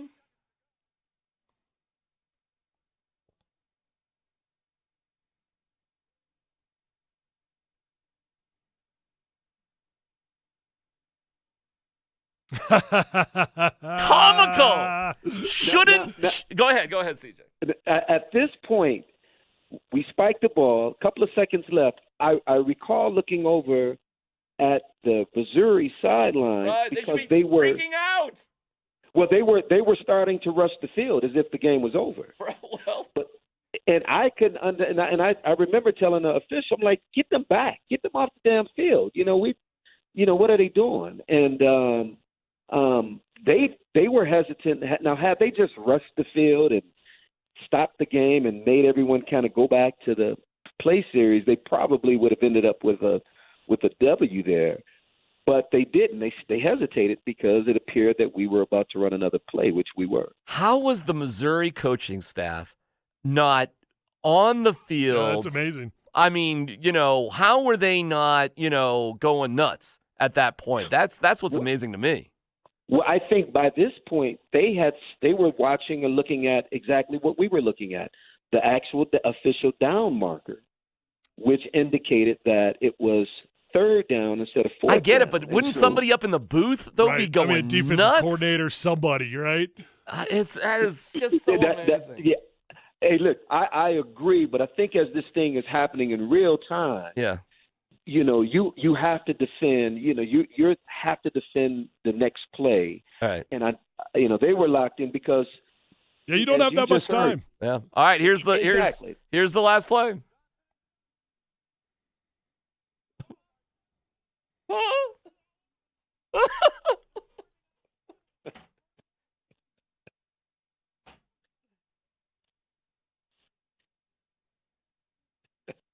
I mean, you were definitely in, right? Were you in? Right? Well, I mean, about that, there is no question. Oh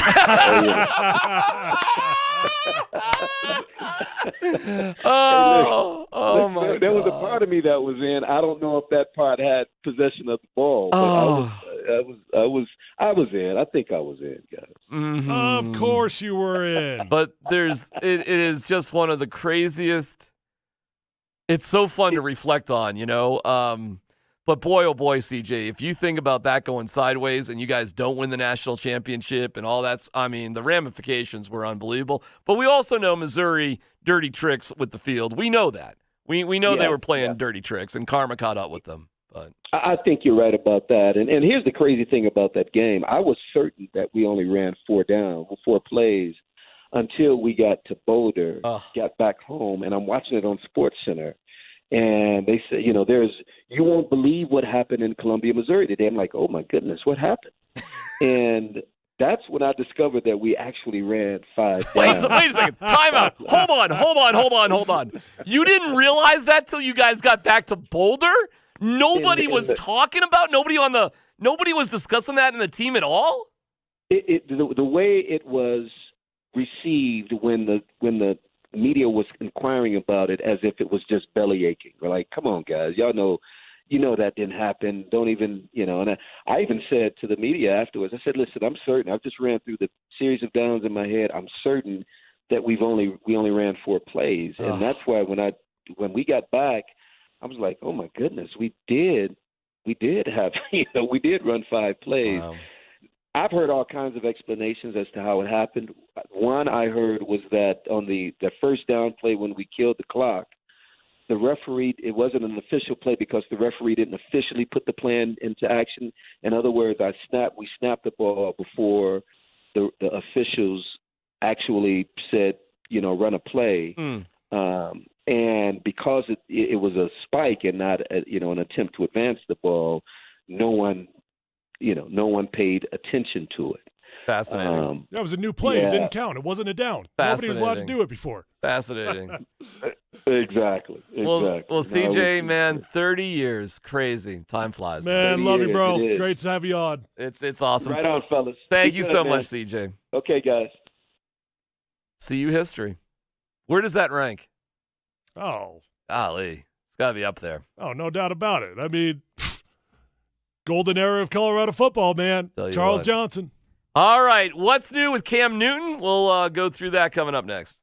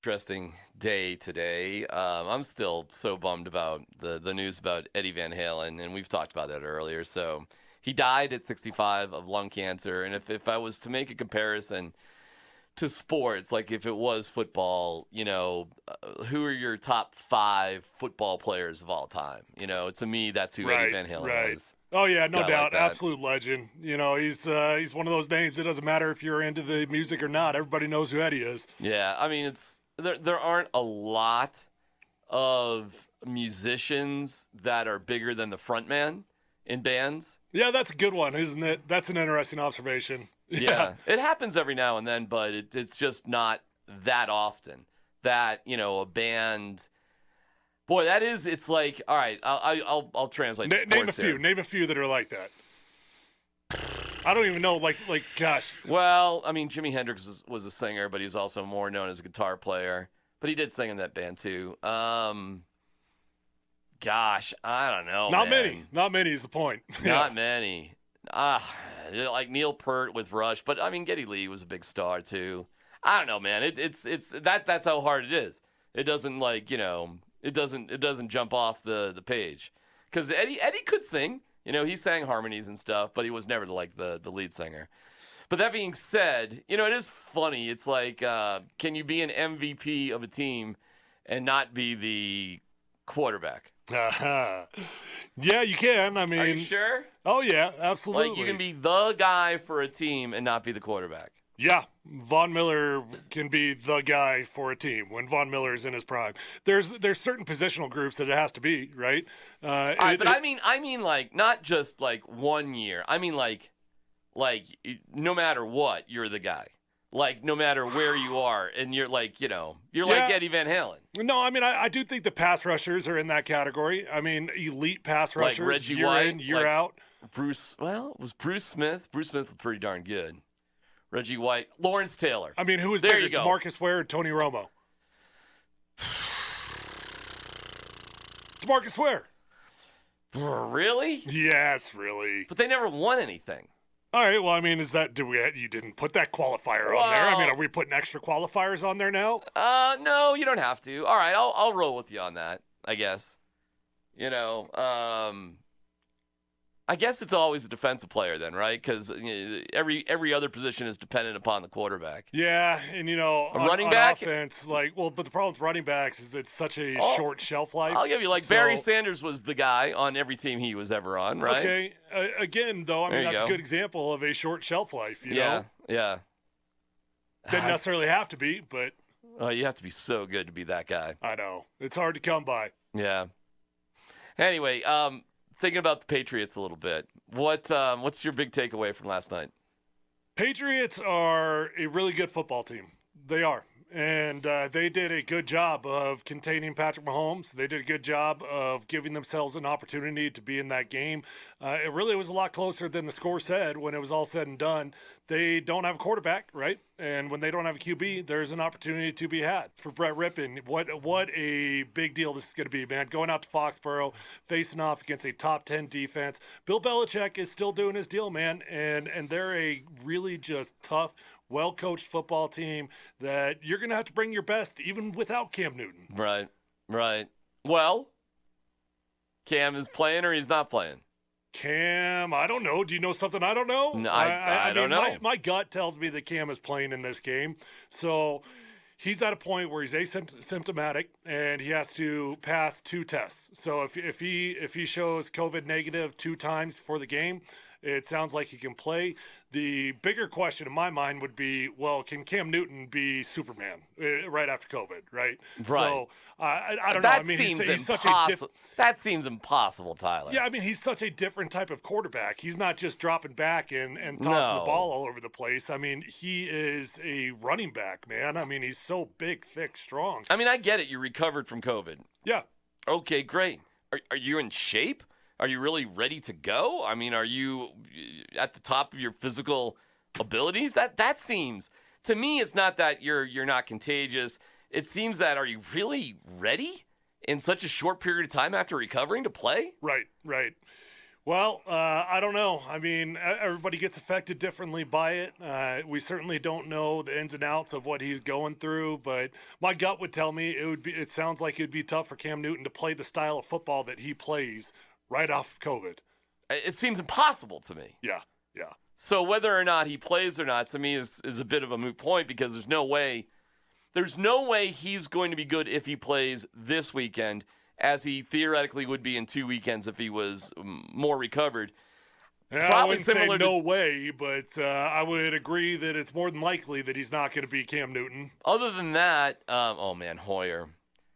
Hoyer did not last very long, did he? You just cannot make the mistake he made at the end of the first half. You just, of all the dumb... Like, you don't have to be the most talented guy. Yeah. But if you're the backup quarterback, you can't make mistakes. You got to be one of the smartest football players on the entire team. That has got to be one of your better qualities, like how smart you are and how much you understand the game. We understand you're not going to be as physically talented. I mean, we get it. You're the backup. But you can't be that dumb. I mean, that was one of the dumbest plays I had ever seen. If you had a timeout, I mean, maybe. Even then, it's stupid. But you had 17 seconds when they snapped that ball, Tyler. Right. I mean, it was not a bad decision by the Patriots to go for the end zone for one shot. Even if you don't get in the end zone and you just make a quick pass, and even if you don't get out of, well, that would be bad too, because then the clock would go away. Yeah. I don't know. You got to get out of bounds. You had a shot in the end zone or a pass out of bounds or whatever, or throw it away. Yeah, I mean, bottom line is even before that, Brian Hoyer was struggling. He was overthrowing guys. Everything was 2 or 3 feet too high than it should be. He coughed it up multiple times, and there were tons of opportunities for turnovers with him. So, Brian Hoyer has not been a good quarterback for a long time. I don't know why anybody was surprised that he didn't look great out there. I guess the bigger question is, why does Bill Belichick and Josh McDaniels, why do they love him so much? I don't know. They've loved him for decades. I don't think they love him so much now. Right. I think it's a different vibe on him now. Dude, this is such a winnable game for the Broncos. Sure. Such a winnable game. They are not the big bad Patriots. They have so many chinks in their armor, and I get it, their defense is good, but you can win a game 13-10. You're allowed to. No doubt about it. I mean, I don't think this is a pushover, though. Even without Cam Newton, I do not think this is a pushover. There's no such thing as a pushover. No, of course. But, I mean, we're on our third-string quarterback, man. I mean, Brett Rippon, he faced off against the Jets. It was the Jets. Like, let's not forget that. That was the Jets. They were terrible. And this is going to be a real test. We'll find out exactly who Brett Rippon is this weekend. All right, more Eddie music and more from our guy, Adam Schefter, about Cam Newton. We'll hear what the latest is next.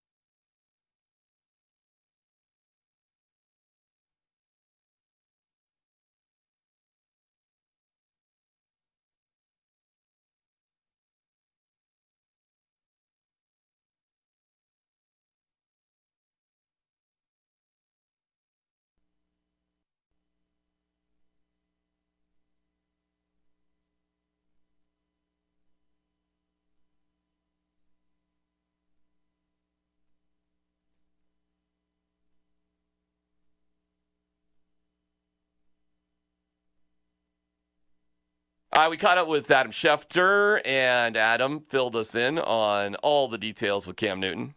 What's going on with Cam Newton? What are you hearing, Adam? Well, he's got to be asymptomatic for 5 days. He's got to have back-to-back negative tests. And if those happen, then he'll be able to play. Again, nobody can predict how that's going to go. And so it puts them in a tough spot. It puts Denver in a tough spot because you don't know what quarterback you're going to be getting. You're getting Cam Newton. You're getting Jarrett Stidham. Would they go back to Brian Hoyer? I mean, what are they going to do? My guess is they get Cam, but that is contingent upon him clearing these tests and being asymptomatic. And who's going to predict the virus? That's not my area of expertise. You know, I just saw that you retweeted Field Yates saying a practice squad defensive tackle, Bill Murray. How about that? Groundhog's Bill Day. Murray. Not the same one from Caddyshack. Right. But yes. But so it doesn't matter where he is. He's within the building. He's within the organization. He's been put on the reserve COVID-19 list. So what do you think the concerns are there in New England? I don't know if you've asked about that or heard about what they're doing there or what their level of concern is that the whole building might have some Titans issues. Yeah. Well, no, I will. Titans issues are Titans issues. Titans were 18 people in the organization over 6 days. Okay, so that is an outbreak, and we have not seen that in the NFL. Now, if there are 2 Patriots that test positive tomorrow and then another one the next day, and there are 6 consecutive days of positive tests as there were in Tennessee, then yes, we have another Titan situation on our hand. But I don't know that it's going to go that way. Again, this is the first player who has tested positive since Cam Newton over the weekend. There haven't been any other positive tests. There have been a lot of return negative tests. All we could do is just wait. Titans are coming back to work tomorrow, though, right? I don't know that they're coming. Look, I don't know the specific timing of it, okay? But I know that they had to test negative, all negative tests on consecutive days, which they did yesterday, which they did again today. So that would tell me that I think that they may be eligible to have their building opened tomorrow. It won't surprise me. My sense is, in fact, I'm going to text somebody there right now as we're on the phone. Let's see if I get an answer. I love breaking Adam Schefter news. I love it. That's great. You guys are reopening tomorrow. Let's see. Nice. Yeah, now we'll see how quickly they respond, too. Right, wow. Right. Well, yeah. Quickly if they know what's what. Yeah, that's Adam, right. Let's see if I get a response back. All right. By the time this wraps up. And what's going on with the situation down there in Houston? Why'd they finally decide to fire Bill O'Brien? Well, I think, look, the obvious one is it's a bottom line business. Ultimately, they're 0-4. They have the highest payroll in the league. They don't have first or second round draft picks. Bill O'Brien is a fiery guy. I think some people were rubbed wrong by that in the organization. And every year there are early coaching surprises. And Bill O'Brien yesterday became the earliest fired head coach since 2015 in the NFL. Joe Philbin was the last one. And I would not have bet it would have been him. I would have bet other people before him. But, hey, it happens in this league. It happened yesterday with him. I don't think it's surprising yet. It's still a surprise whenever you hear about anybody getting fired. Anybody. I don't care who, where, what, when. You could think it's coming, but until it actually does, it still remains a little bit of a surprise. Thank you, Adam. We'll talk to you next week. Guys, appreciate it. Be well. Stay safe. We'll talk next week. You too. All right, there's Adam Schefter, brought to you by your Mercedes-Benz dealers. Okay, coming up tonight is Game 4 of the NBA Finals. The Lakers will win. Okay. And Nick and Cecil are on Twitch. You can just go to Twitch and search 1043 The Fan and find the guys talking on Twitch. And the NBA Finals are up next. Thanks, Kevin and Richie. Tyler, my man, have a great night. We'll see you tomorrow. It's The Drive on Sports Radio 1043 The Fan.